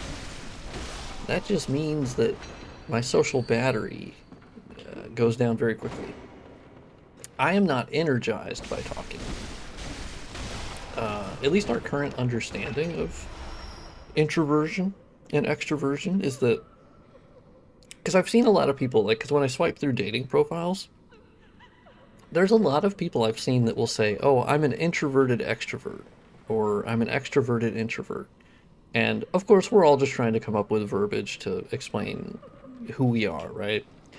I think the key thing to look for, if you want to know if you're an extrovert or an introvert, which these are just terms we came up with, so at the end of the day, it's not that important. But the key, because I actually read a book of somebody who's really into the study of that. And I think the current understanding is essentially, are you energized by social interaction, or are you drained by it? That's the key differentiator. And so there, it's a spectrum, just like a lot of things. So it's not like it's not a binary thing, and I think that's what a lot of people confuse, and which is understandable. I don't think it's an easily. I don't know. More of the world is extroverted, I think, in terms of percentage. But introverts have their own strengths. I obviously am massively introverted. Ridiculously. Man, I love Cainhurst. Like, come on. I have added some point lights, and there's work I've done to Cainhurst over the many moons that I've worked on this mod. But by default, it's just because it's fucking gorgeous. Like, that's, at the end of the day, that's the reality. From Software, have you heard about the Sekiro lighting engine progress? The only thing I know is that basically that was just kind of stopped. I honestly think he just lost interest in it, which makes sense. Like, I think that's fine. Nice. There's still the render. It's basically, I think it's called Sekiro Render Update. Like, that's the name of it. Yeah, it's still there, but I think he just kind of lost interest in that mod. Sekiro doesn't really get a lot of love as far as... Oh, he's sucking me off again. God damn it. Was Bloodborne the reason for Shad PS4? No, I mean, obviously there is just a huge benefit to being able, for game preservation specifically, to emulate even like more modern platforms like the PS4. I think the Xbox One, there's a lot less need to emulate the Xbox One. Not to say that there aren't Xbox One exclusive games that haven't made their way elsewhere. I believe that is true. There are some. But it's a lot less of a problem because, of course, Sony has a lot more exclusives because, of course, that was their focus, and Microsoft moved away from that because they just had a large period of not having a lot of exclusives. So they pivoted, and that makes perfect sense. And not to mention they had a focus on PC because, of course, they make Windows, so it's not nearly as important to emulate the Xbox One. But emulating Switch is important because there's a lot of those games that either otherwise could be lost if we couldn't play them, right? And obviously Nintendo has, you know, been incredibly litigious. Look at this motherfucker. Look at the I will say the icicles don't look great here. They obviously are flat, you know, sort of like alpha, but look, we still have dynamic shadows. I think that looks pretty good. I personally don't believe that Bloodborne was made for the PS4 since it could barely run it. I guess I disagree in the sense that I think it actually runs pretty well on PS4 by and large. Like, at least my experience of playing it on PS4. Like, there are frame drops sometimes, but it's nowhere near as bad as how Dark Souls was on, like, PS3 and 360. That, like, Blighttown was a fucking disaster. And honestly, Bloodborne, like, fuck you, I want to shoot your ass. Yeah, get your ass down here. I don't know. I think Bloodborne doesn't strike me as a PS4 Pro game as far as like feature set. In terms of how it looks, in terms of texture quality, what the model complexity, I don't think it. You know, but that's still like the biggest question mark I think for me is how it didn't receive a PS4 Pro update. That is, to me, that's more interesting than why it didn't get updated for PS5. Because at that point, it's like, okay, 5 years later or whatever. But the fact that the PS4 Pro came out the next year, and like Japan Studio wasn't closed down by that point. The old Hunters DLC had come out in 2016, right? I don't know. Like that to me I think is the biggest question mark of like why wouldn't they do a PS4 Pro patch? Like that's what they were doing for all of their games. Right? Like I don't know. That I think that's my biggest just seeing you featured on Opera GX browser page. Whoa, really? How? I wonder what they were talking about. That's cool. I wonder if it. I think I was in the WCCF Tech. I think recently wrote like an article or something. They had to cut back a lot on certain features like water and dynamic shadows. I would be curious about that. I don't remember hearing that. I'm not saying that it didn't happen, like, because I mean, there's stuff I don't know, obviously, like, but I would be really curious to read about that if they were planning on like dynamic shadows and whatnot. Because of course, at their time, I mean, even with DS3, they stuck with baked lighting. Like they didn't do dynamic shadows for DS3. That came in 2019. But they kept with baked lighting. Now, of course, the development overlapped between. This was From Software's perhaps busiest time, where they were, 2014 DS2, 2015 Scholar, 2015 Bloodborne, 2016 Dark Souls 3. At the end of Dark Souls 3, I think, is when they started technically Elden Ring in some sense, at least from what Miyazaki has said. That had an incredibly long development that varied over time, but yeah, I need to I want to read more about that because that's fascinating. Yeah, I mean, admittedly, for the alpha build, you do see like the improved fog. I would say that's certainly, and the water. That's true. Yeah, the water does look pretty great. It's it's more, at least for the water that in the alpha build and the fog. It's the water specifically felt more like an artistic thing, in the sense that the shader just was much different. Um, I personally prefer how that looks. Oh, what was I doing? Oh, yeah, I'm going the wrong way. Yeah, I meant to go up the ladder here. Don't forget Sekiro. Well, so Sekiro is where they let the studio breathe a bit. I don't know exactly when Sekiro development started, but that's when there was a bit of a gap where they were no longer doing like 2 games per year, or they kind of had a little bit of a reset as a studio, it seems, because Sekiro is where they had like a big upgrade in their tech, in terms of the shadow rendering, volumetric fog, like material quality. They really way better understood a PBR workflow with Sekiro. Like Sekiro was I still think Sekiro is one of their. I mean, obviously, when you say one of their best looking games, that just speaks about that. That's saying all of their games, but I think Sekiro looks insanely good to this day. I have a 3056 gigabyte model. Does this game run on that? Yeah. I think you should be fine with that now.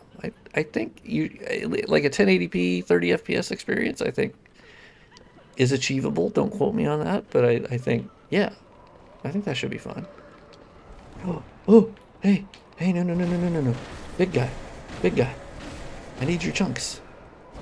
Give me your chunks. Please give me chunks. Yes. Fuck yeah. Logarius, yes. It's weird. I think there's been times when I've fought him and it wasn't that hard for me. And then there's been the other times where, oh boy, he has raw dogged me. So I'm very curious with how that's gonna go. I don't know. Yeah, definitely try that out. I think you'll have a good time. Yeah, I mean, so the Sekiro render update is not the same level of DS2 to DS2 lighting engine difference. Sekiro render update does do some shader related things, and it does like GTAO and some of that really nice stuff.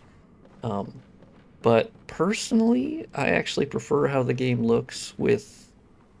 There's this really handsome, talented guy who made a mod called Shadows of the First, or Shadows of the Wolf. God, okay, I forgot what I did. Don't worry about it. That makes a lot of my GParam configuration changes. I think I also merged in as an option the upscaled texture mod I did for Sekiro like a year ago. And then I think it looks pretty good. Also, I of course made the shader level changes. Well, not shader level, but you can configure the system param to have a higher resolution shadow map. So I obviously did that. And so you have higher resolution shadows. I also, something I'm pretty proud of is I figured out, obviously I'm sure most of you already know this by this point, but for the people who don't, I figured out how to add screen space reflections into the puddles and like those type of things in Sekiro and Armored Core, where by default they were set to use a cube map. And they use SSR on like the bodies of water, but all other surfaces of water were essentially just cube maps, and they looked pretty bad in Armored Core 6, to be honest, when it came to like those puddles of water. Now you're flying around at 1,000,000 miles an hour, so who cares? But I think they looked quite bad. Did you know that Opera GX recommended your channel to me? No, that's kind of crazy. I wonder if it was a particular video that they. Also, why does this guy have red eyes? Is he just I guess he's just a more difficult variant for some reason? I've never actually understood that personally. I just know that he had red eyes. And I was like, oh, okay. I didn't know that was special. That's insanely cool. I'll have to look, because I actually have Opera GX. Funny thing, this is actually pretty funny. FromSoft serve lore. I use it for porn. And do you want to know why? You probably don't, but I'll say it anyway. It's because it has a built-in VPN, and because I live in a fuck-ass state, which is known as Missouri, in the United States, Pornhub is blocked. I can't access it by default. And YouPorn is also blocked because it's owned by the same company. And so you have to resort to these shit-ass porn sites that suck. They're terrible. The quality's terrible, the videos are terrible, and so I just use Opera, and I turn on the VPN, and then I'm good to go. So, use German VPN? Honestly, I just use or do you mean like locate in Germany or whatever? Like, yeah. I just hit the VPN button in Opera, and it says, okay, cool, and it just sends me somewhere else. Or it just places me as some other location. Really, it could just be another state. Because my fuck-ass state I live in is run by fucking morons. So, they go, oh, you can't access porn. Well, actually, I take that back a little bit. What it is, and I actually don't think this is like an insane thing, is essentially there was that law that was passed that's like adult websites or whatever should essentially verify your ID that you're old enough to view the content. I actually don't think that's insane.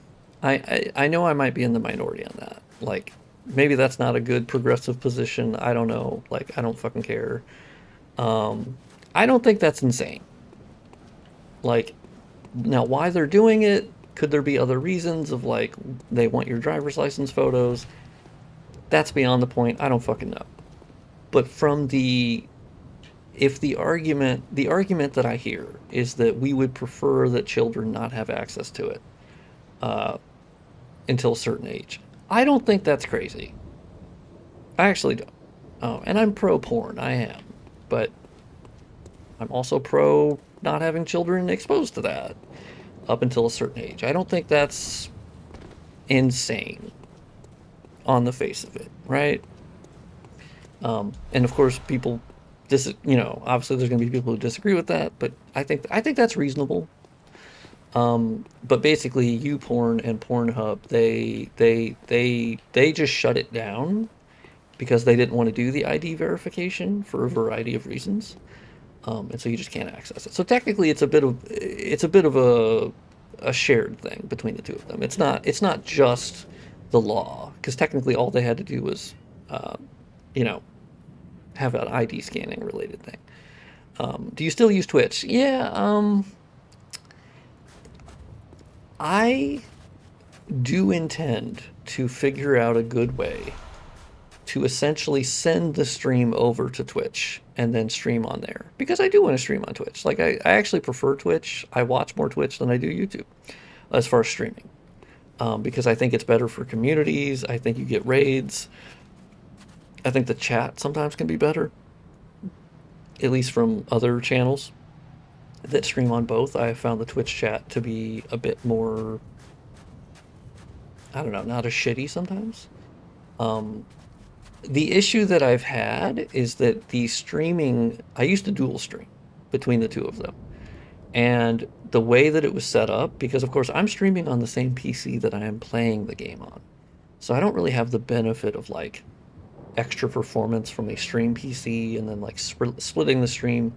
I was using Item, which they had a special program that would basically just be baked into OBS, and they would split your stream for you and then send it off to the other channel. Now the problem is that you can't use, at least currently, I have to check again. If you do YouTube first and then send that to Twitch, the problem is you have to stream at 1080p and a certain bit rate, which is very low because Twitch's bit rate and resolutions that it currently supports for the average streamer is very low bit rate.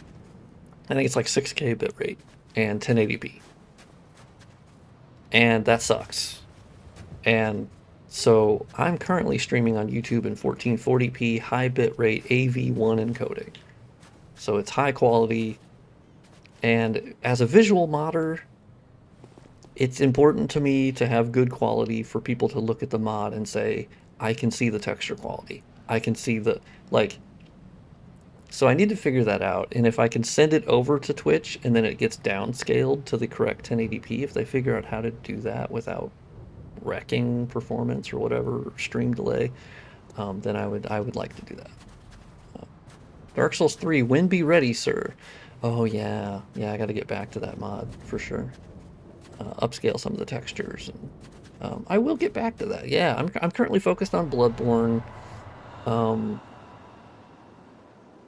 Eventually, yes, I will get back to DS3, because right now I will say my Dark Souls 3 mod does cover the whole game.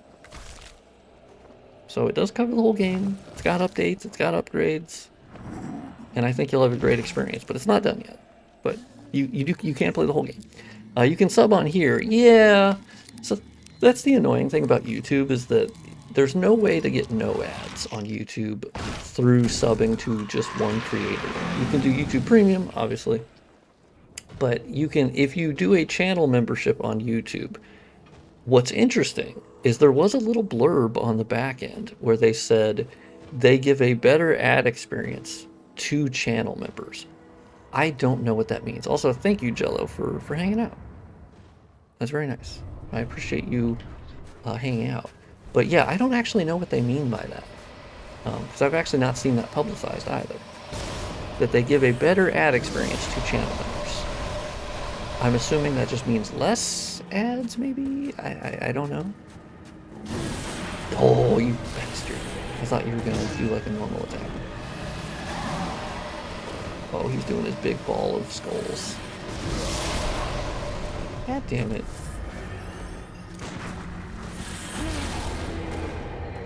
Some of those moves are so quick. Man. Oh, God, my dodge timing. I have to...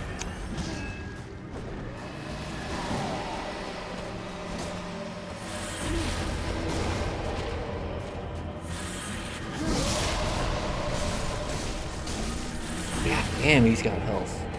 He's got health for days. Actually, no, never mind. I'm goated. I might have enough chunks to do an upgrade, though. God damn it, you can poise through that. That sucks. Yeah, I didn't get my life regain on that, unfortunately. Oh, man, that move is tough.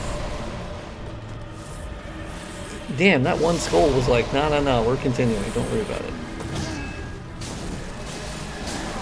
Oh god, it's gonna come down. Ugh.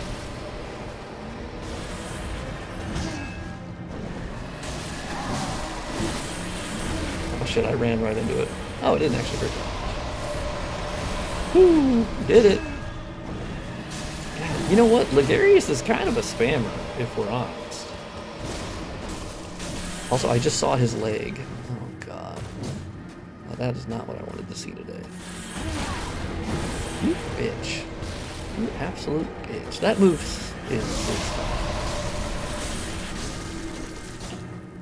yeah, I will say my range on the Saw Spear is I guess probably average, but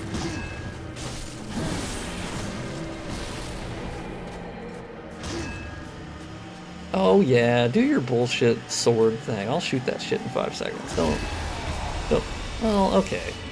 Oh, actually that was your phase transition. My bad. Wait, my bullet like fucking...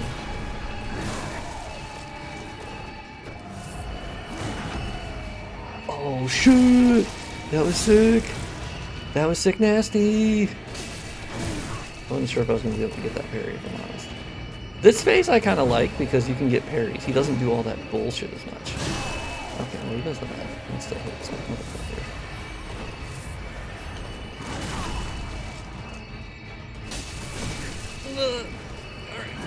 Oh, be cool. Hey, Big Daddy Log. Okay, he got me.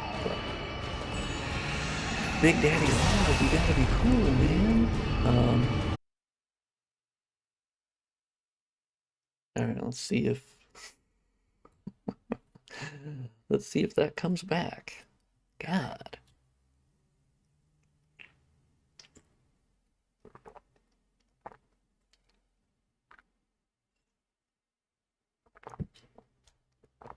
Yikes.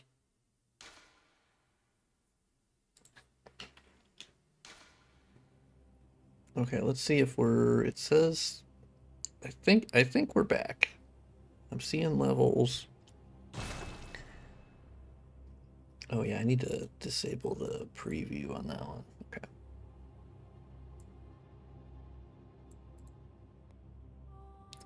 Man. I don't know exactly what's going on with that. Admittedly, I am asking my computer to do a lot of things, which is stream, emulate Bloodborne, and not only that, a modded variant, which is heavier. Actually, yeah, let me go back to the dream for a second, because I think I can upgrade my weapon. I think I can. I'm pretty sure.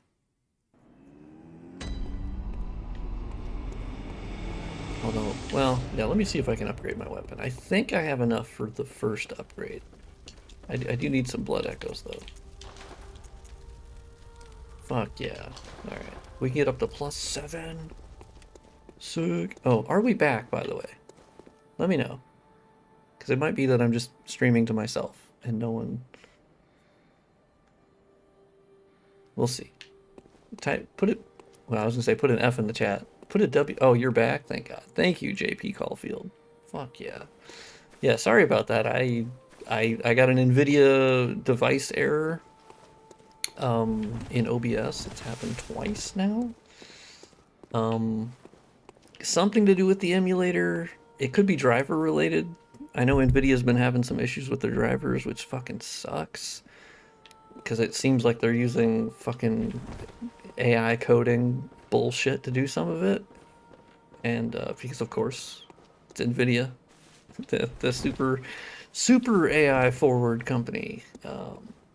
And Microsoft's been having the same fucking issues with their updates. I mean, they've had issues with their updates for years, but it's only gotten worse because they're clearly vibe coding some of this bullshit. And that sucks. Yeah, AI, man. I can't wait for... I tweeted this out actually before I went live that, man, I can't wait for OpenAI to die. And I say specifically OpenAI because, of course, they're not the sole issue. But they bought up about 45% of global DRAM. And that is a gigantic reason as to why we're having a RAM shortage right now. As they basically bought it up before they could even use all of it. They just bought up capacity, and it fucking sucks. Fucking sucks. Also, fuck you, Sam Altman. Alright, so let's sell some shit. Because I don't care about the blue liquid, the Baja Blast. I mean, I love Baja Blast in real life, but I don't care about Numbing Mist. Fuck the Pebbles. Fuck the Antidotes. I don't care. Fuck the Bold Hunter's Mark. I don't even care about those. Shining Coins, I don't give a shit about.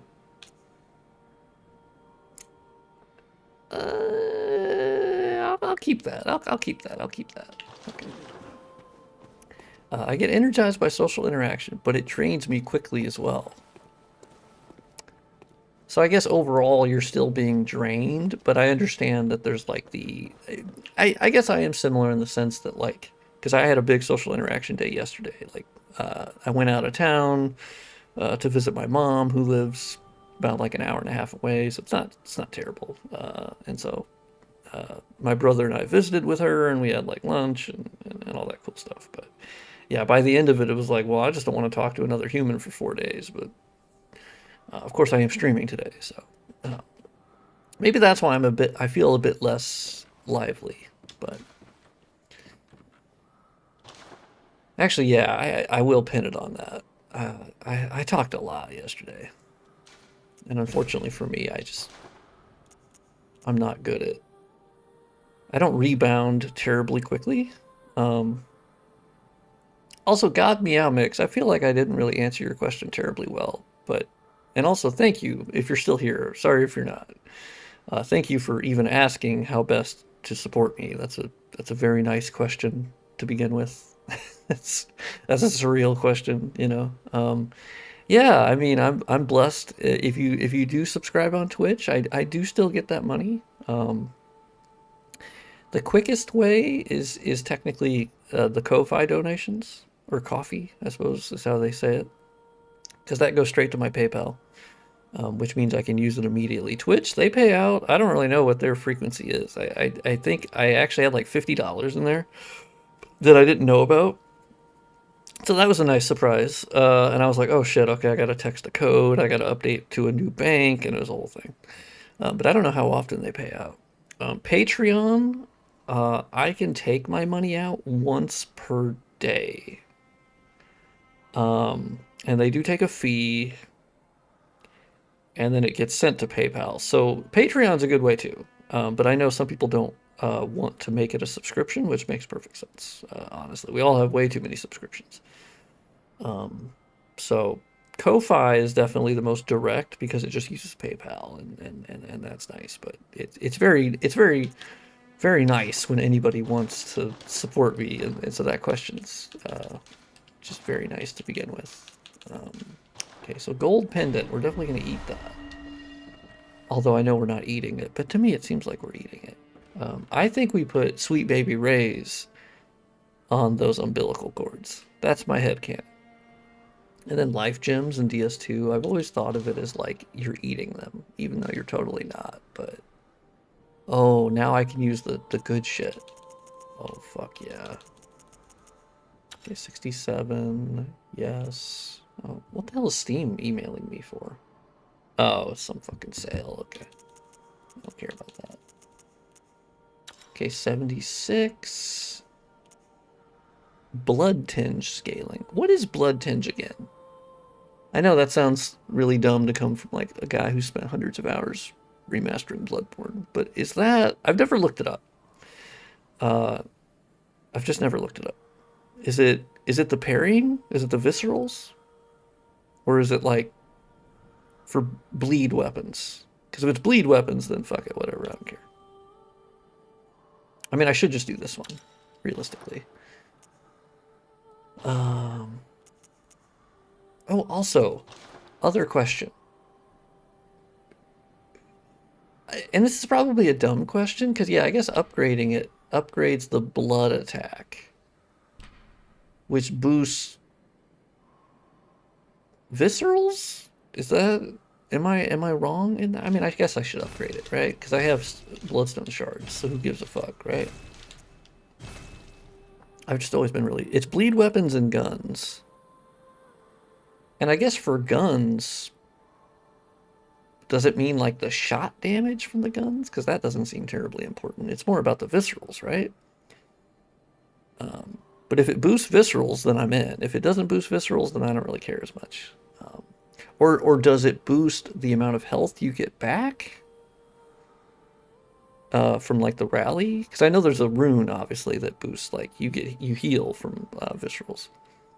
Visceral damage is dex and skill. Okay, skill. Yeah. Okay. Well, luckily I am leveling skill, so that's nice. Okay. Thank you for the information on that. I've just never... There's a lot of like little technical stuff I've just never like actively looked up for stuff. I don't know. What's your favorite ice cream flavor? That's a good question. I don't know that I have a favorite. I currently have oh god, what is it called? Well, currently in my fridge or in my freezer, I have like I have chocolate. Well, it's like vanilla with chocolate chips in it and cookie dough, which is quite good. It's not my favorite. There's like bunny tracks, which I think is really great. I can't remember the other type I have in my freezer right now, but I do prefer something with chocolate. If you have fudge, that's great. Caramel, I like, but it's not like my favorite or anything. I kind of like mint ice cream, but not as much as like my mom does. She's huge into that. I'm kind of like, eh. I do love Thin Mints though. That's not terribly connected, but I fucking love Thin Mints. That shit rocks. You know, I was really disappointed by Thin Mint Pop-Tarts. Ooh, dark chocolate. I fuck with some dark chocolate. I know not everybody does, but goddamn, I love dark chocolate. I know it's not as like traditionally sweet as milk chocolate, but goddamn, dark chocolate, that's my preferred. I love that shit. It's got that flavor that I just love. And I understand why some people don't like it, but I love it. Yeah, dark chocolate mint, sign me up. Although I think if I have my preference, I don't really like... I think chocolate chips, like a lot of the mint ice cream, unfortunately, puts those little balls of chocolate, like the little chunks. They're tiny, and I think they're too small, and I prefer fudge if I have to pick. But one thing I don't really like is and this is going to be a hot take. Yeah, true. That is essentially what Thin Mints are, and they're amazing. I fucking love them. Yeah, like that is my perfect combo. I devour the... Frankly, if I have those, I have way too many of them. And also put them in your freezer. I promise you. Put them in the freezer. It is worth it. I used to be a skeptic on that, where I was like, nah, I'll just eat them, you know, I'll just eat them. No, they're pretty great when they come out of the freezer. That shit rocks. Turns out people were right. Also, I was talking about something prior to that and I already forgot. Let's see. Blood vials, yes. Yeah, unfortunately, I do not have any blue chew. Oh, can I buy anything with my insight? I actually would like to buy, like bolt paper or fire paper or something. I don't remember what I need to do to unlock that, but yeah, if you can put them in the freezer, ooh man, it's good. I have found that to be very worth it. Once I did it, I went, well, I'm not looking back now. Gotta do it. Man, I've been getting a lot of Twitter notifications. Hmm. Oh, YouTube emailed me something. It says sign up. Sign up for what? Oh, for YouTube shopping. This is on PC. It is, yes. What's up? I'm gonna say this wrong. Tyra.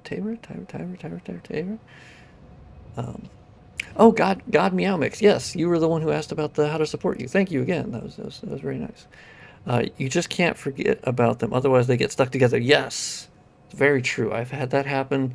And then there was one time where I took them out, and then I left them out too long, and it was on a hot day, and then they melted, and then I put them back in the freezer, and then they 1000% were stuck together. No, so this is not 60 FPS. For streaming, and also personally, because of modding, I just generally run it at 30 FPS because I can't 100% maintain 60 with my PC. And then, of course, streaming just makes that harder. So, yeah, this is just 1440. This is 1440p, though. I am using the 1440p patch. Upscaled textures, dynamic shadows in the mod, parallax occlusion mapping, new shininess maps for a lot of things. Yeah, the mod is. I'm pretty proud of it. I have to say. I have gotten it to a point where I quite like it. But I would also argue that Bloodborne by default looked really gorgeous. And, my mod also disables the in-game anti-aliasing because that anti-aliasing is fucking dog shit. And I'm sorry, Miyazaki. I don't mean to. I hope that's not insulting, but that FXAA is fucking dog shit. Like that. It's also in Dark Souls 3, and it's god awful. Like it's actually not even good anti-alien. It doesn't even get rid of the edges well. If anything, it just makes the image worse. It's awful. I think you'd be better off just not having it. And so this is using through the optional reshade preset. Well, I mean, I guess I shouldn't say it's optional. It's optional as far as like there's certain effects in the reshade preset that you don't need to use. But the TAA that is set up through it, I think is quite good. But of course, you could configure it with your own anti-aliasing. There's plenty of different reshade or shader options for that. You can do a lot of different things to configure it for yourself. But I do offer one. But yeah, dynamic shadows for the whole world is definitely I think the biggest selling point for the mod. That was the origin point for it of like, can I replicate how Sekiro and Elden Ring have dynamic shadows for the whole world? And the answer is yes. With some caveats for, well, it's not going to work as well. But it does actually work. Bloodborne is my essentials when I play on any PS5. Yes. You can also play it on Steam Deck. That's true. Yeah. I don't know how well that runs. The emulator has had some pretty big performance increases in recent months. So yeah, it's pretty crazy. It's all thanks to the Shad PS4 developers who are gods among men, or among people. I don't know, I guess they center that on. Man, I don't like your first phase, but you, dude. Your first phase, man, you're just spamming shit. But you're so cool, regardless.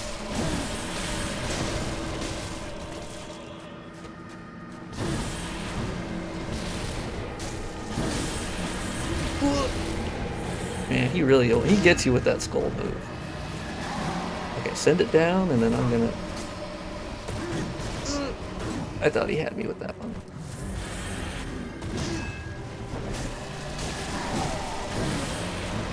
Okay, I do actually have a decent amount of time to get away from that bigger attack, I think I need to, like, move away immediately, but, like, it hits the ground. Ooh, actually, my left leg kind of fell asleep, and now I moved it, and now it's waking up, and now, oh, it's tingly. That's a bad timing.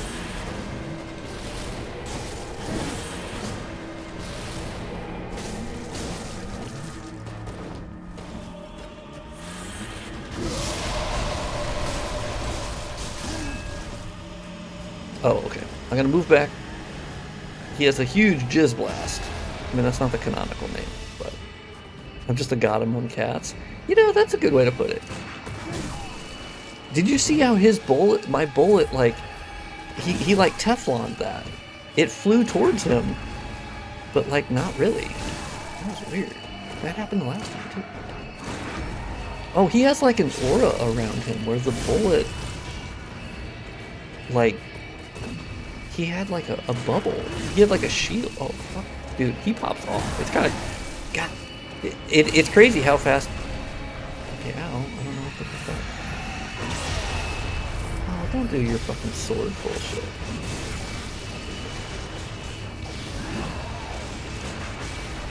I love that you can shoot.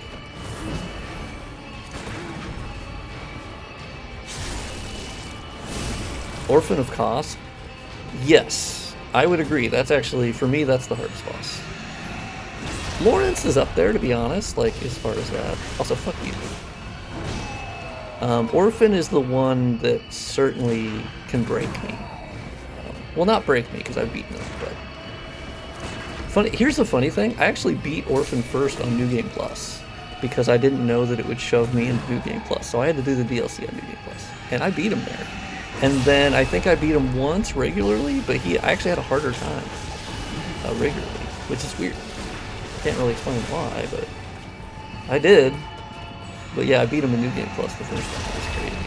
Hey, fuck you, dude.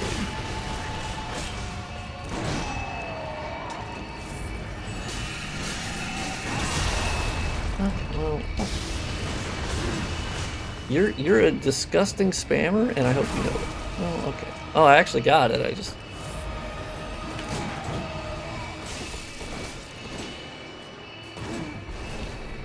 Oh, he like... Dude, you hit me! Oh my god, I actually got that.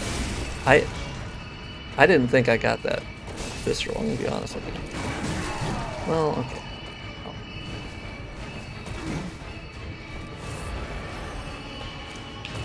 Oh, I'm out of bullets? Oh, fuck my Chungus ass. Okay, well, no parrying anymore. Oh, I didn't really get a lot of time to recover that health, did I?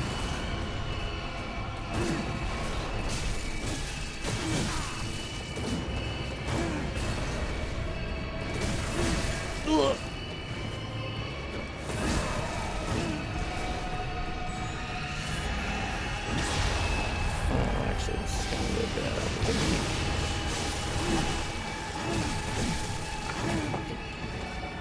You Chungus motherfucker.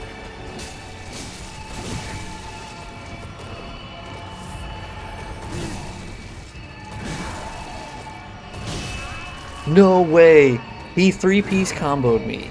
That motherfucker. What a guy. Man, I choked. That's tough. That's tough. Good boss, though. I certainly have the damage, and I also just ran out of bullets.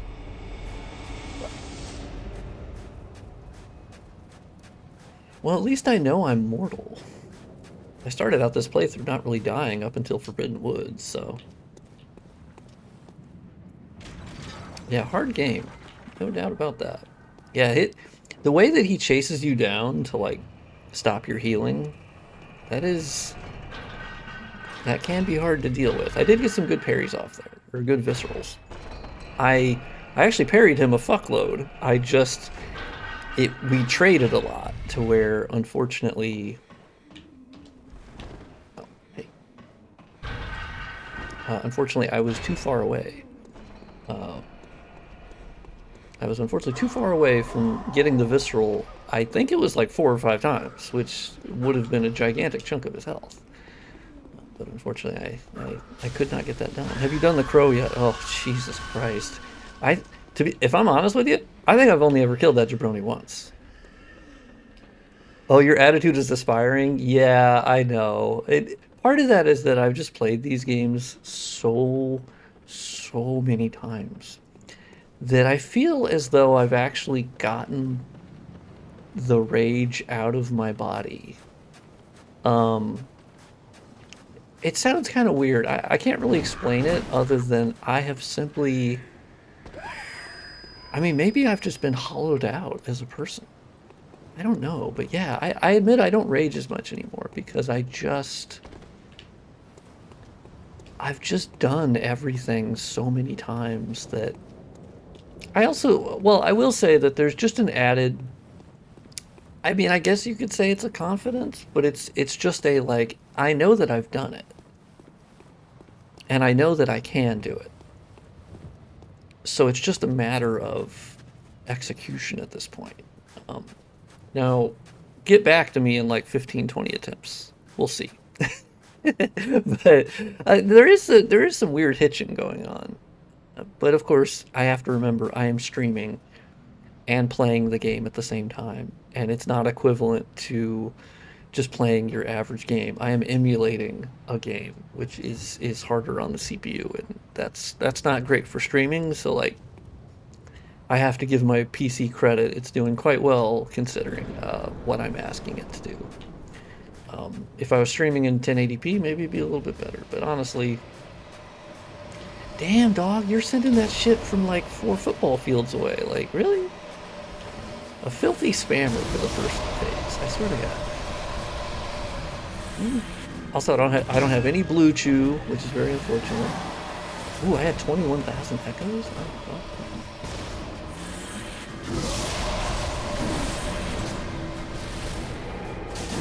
Yeah, I gotta remember to dodge on that bullshit, because he does that little, like, really quick skull thing.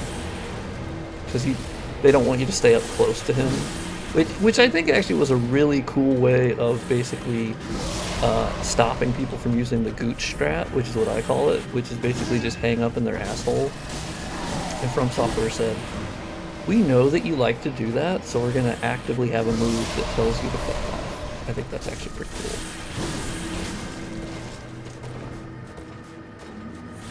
Man, like, my prevailing thought, just right now, which I know is like, whatever, is that I just love this game. Man, this game is great.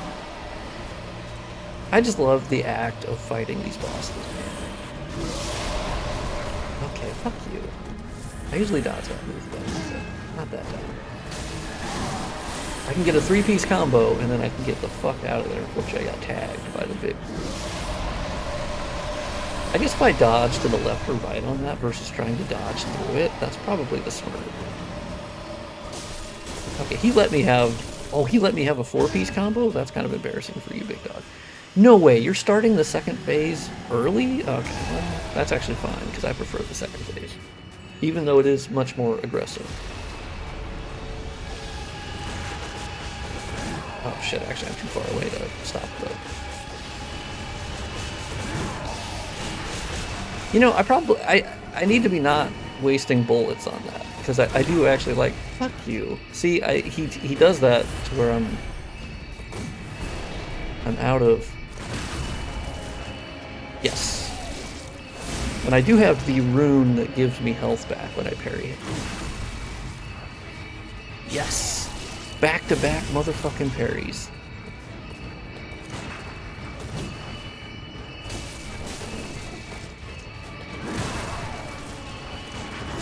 Oh shit, yeah, I kind of thought he was... He knows when you start retreating. Like, he can smell blood in the water, you know? Which I think is interesting. He tagged me? Oh, dude. Oh yeah, he got that hit. Yeah. Okay. That's fair play. He got me on that one. To break you and make you realize that, yeah, like that's, yeah, I have learned that the longer I've played these games. I know that I can do it. I know that I can do it. There's nothing that they've made yet that I genuinely haven't been able to do. I think it was last year I finally did. I did the bosses on my bucket list of like the ones that were not attainable for me yet. I did Melania solo. I don't give a shit about hit lists and all that stuff. I don't really care about that. That's beyond my skill level, and I just don't care to do that. Hats off to those who do. I don't hate myself enough, but and I do hate myself, but I just don't hate myself that much. Um, no, I did Melania solo, so no, I didn't do, no mimic, nothing. That took a long time. I finally did that. I did the optional owl fight in Sekiro. That was on my list, and then I also did Demon of Hatred. That was also on my list. So I've done the I've done the things that I've wanted to do. And eventually they'll have a boss that I just 100% cannot even hope to beat, But I think they designed them in a very intelligent way that they want you to succeed. I think at the end of the day, From Software obviously wants you to succeed, but they're also okay fucking you in the process. And I think that's a lot of fun. Oh, also update on my Neo replays. For those uninitiated, I had initially played Neo 1 and 2 back in 2022, 2023, in that period. And I dropped 20 hours into Neo 1, 20 hours into Neo 2, and I dropped both of them. I didn't beat them. I had just gotten to a point where I said, I've seen what I want to see. I haven't seen anything interesting in these games in a while. Anything that's really keeping me going. And so I just quit. And then I started replaying Neo 1 about a month ago, I want to say, and I put like 25, 30 hours into it this time, so I got much farther. And then I said, you know what? No, I've seen everything I need to see. I haven't seen a new enemy in like 10 hours, so I'm good. And then I uninstalled it. And then I installed Neo 2. And I put about 10 hours into that. And I was just like, nope, this is exactly how I remember it. I think the big difference to the Neo series that it's a personal preference, I suppose, is the time to kill is very quick, which I know is usually a thing used in like first-person shooter terminology, but in Neo you die incredibly quickly, and I guess I'm just not that good. I don't find that as fun. The Neo series has had more like one-shot attacks that kill you, which I don't love. And just in general, a lot of the enemies and bosses will just take half your health or 75% in one hit, and you're like, oh, okay. And I was leveling health, so it's not like, like I wasn't leveling health. I obviously was quite significantly. So that I think is just maybe a difference of personal preference. I just don't like that. I think I just much prefer the way that From Software does things, where I can take hits. It's just the amount of damage that's being done, I think, is just much more fun for me. Like even Melania, it's not like Melania would get one hit and there goes 75% of my health. That's just not generally how it is designed.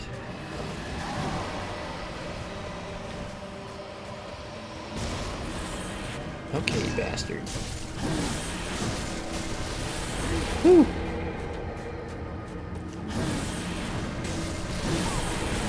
Okay, you got cocky ass, bitch ass, Cainhurst ass. Sorry. that's my I got that from, I'm sure if people are like, whoa my god, that's a lot of profanity in like 1 second. That is actually from the lore of that, which no one needs to know, but it's actually from 90 Day Fiancé. There was some episode where this woman was upset about something, and she didn't like this other woman, and so she was like, bitch ass, hoe ass, slut ass, hoe. And it's always stuck with me, because it's just such a funny, like, I don't know, it's such a funny way to do it. Oh, fuck. Shit. it's such a funny thing to say when I'm like frustrated. Not really frustrated, more of just like, damn, I wish I was better. I admit I don't love his moves, like as far as like, do I find him as fun to fight as Maria? No. Maria I find to be like just the perfect thing. I wish she was more difficult though, so maybe that's the part of it that I don't think is difficult. Damn it! I got that parry? I don't know. Did I really get that? I'll be honest, from Soft, I don't think I got that parry. I think you think I did, but I kinda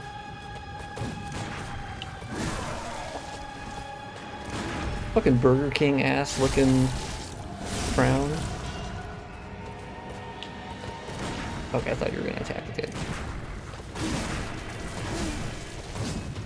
Man, that 3-piece combo is crazy.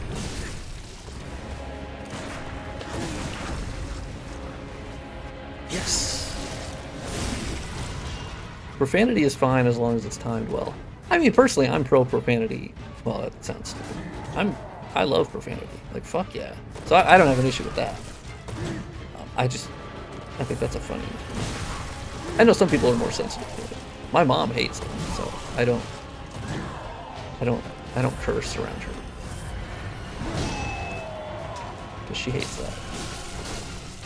Like, that's always been my thing. Like, if somebody says, I don't like profanity, I just don't use it around them. I do slip up sometimes.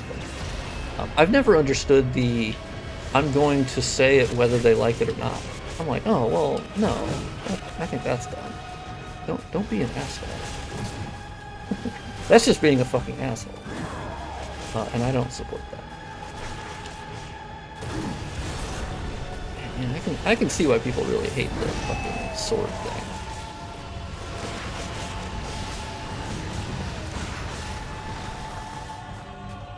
That is quite annoying.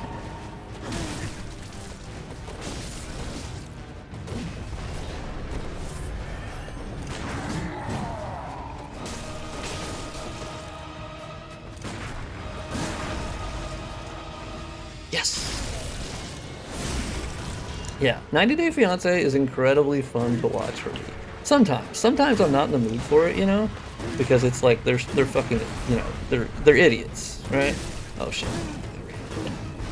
Blood balls. No. Oh yeah, it does shoot you back, doesn't it?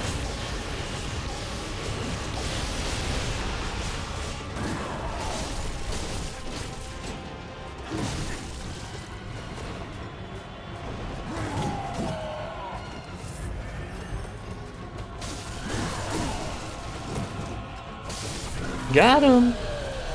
Gotcha, bitch! I struggle to speak without cursing. Yeah. I admit I do curse a lot.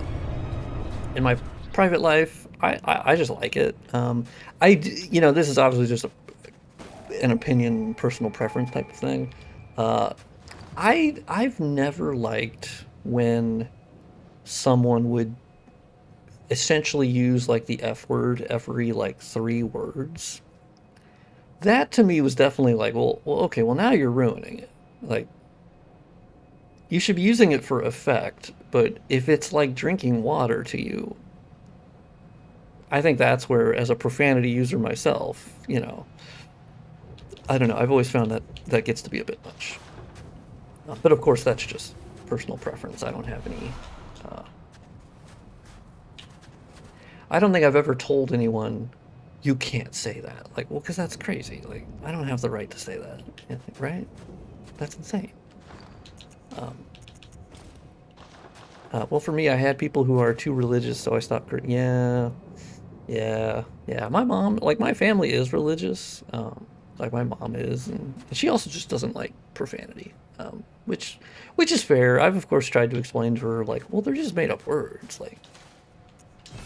Like, at the end of the day, they're just words. Like, I understand they're supposed to mean something or whatever, but there's a higher level of like understanding that like they're just words.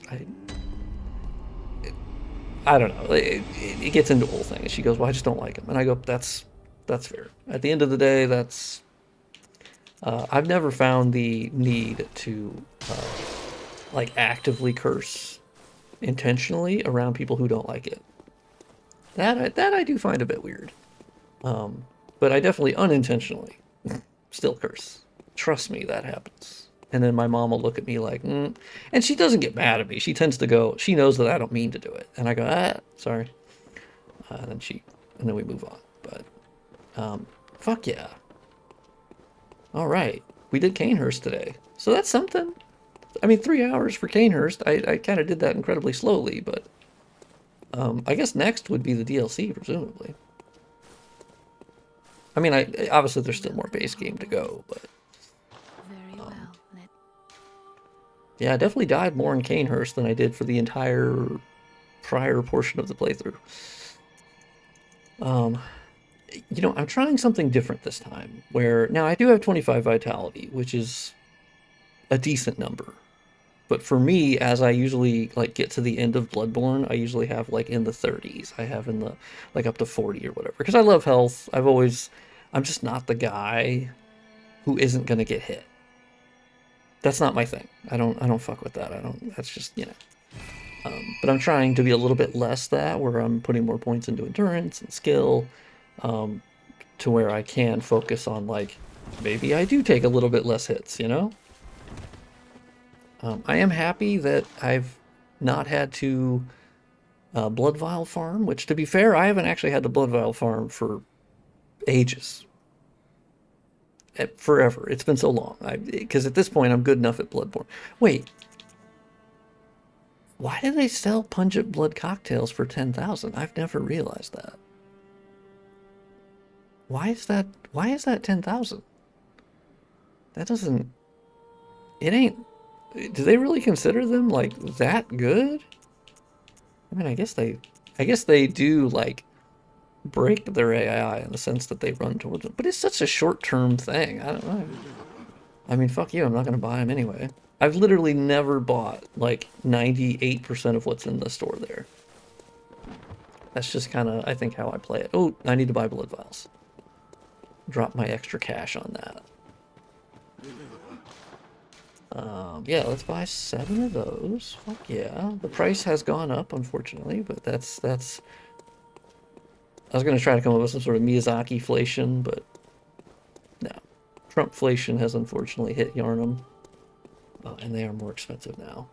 But I have to piss like a racehorse, but really, that's going to be the end of the stream, because I usually stream for about 3 hours, which is a good amount of time. I feel like I talked for 6 years. But next stream, I'm kind of aiming for a Monday, Wednesday, Friday kind of setup for the streams. I kind of like that. But I kind of play it by ear. But the next stream, I'd like to be on Wednesday at the same time, 2 p.m. Central Standard Time. And we'll continue the game and maybe do Yarhargul or maybe do the DLC.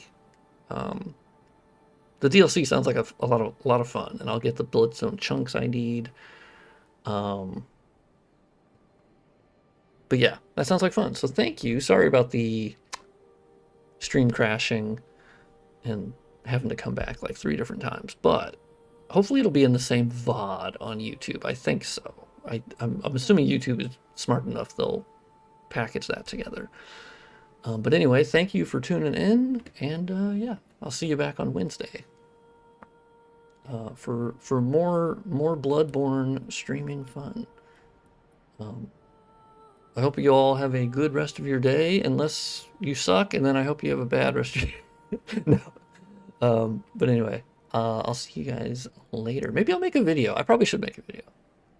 Yeah, I gotta make a video probably on the Bloodborne mod on the recent updates to it. See ya, Tyra. I suck at names. Tyra, probably Tyra, Tyra.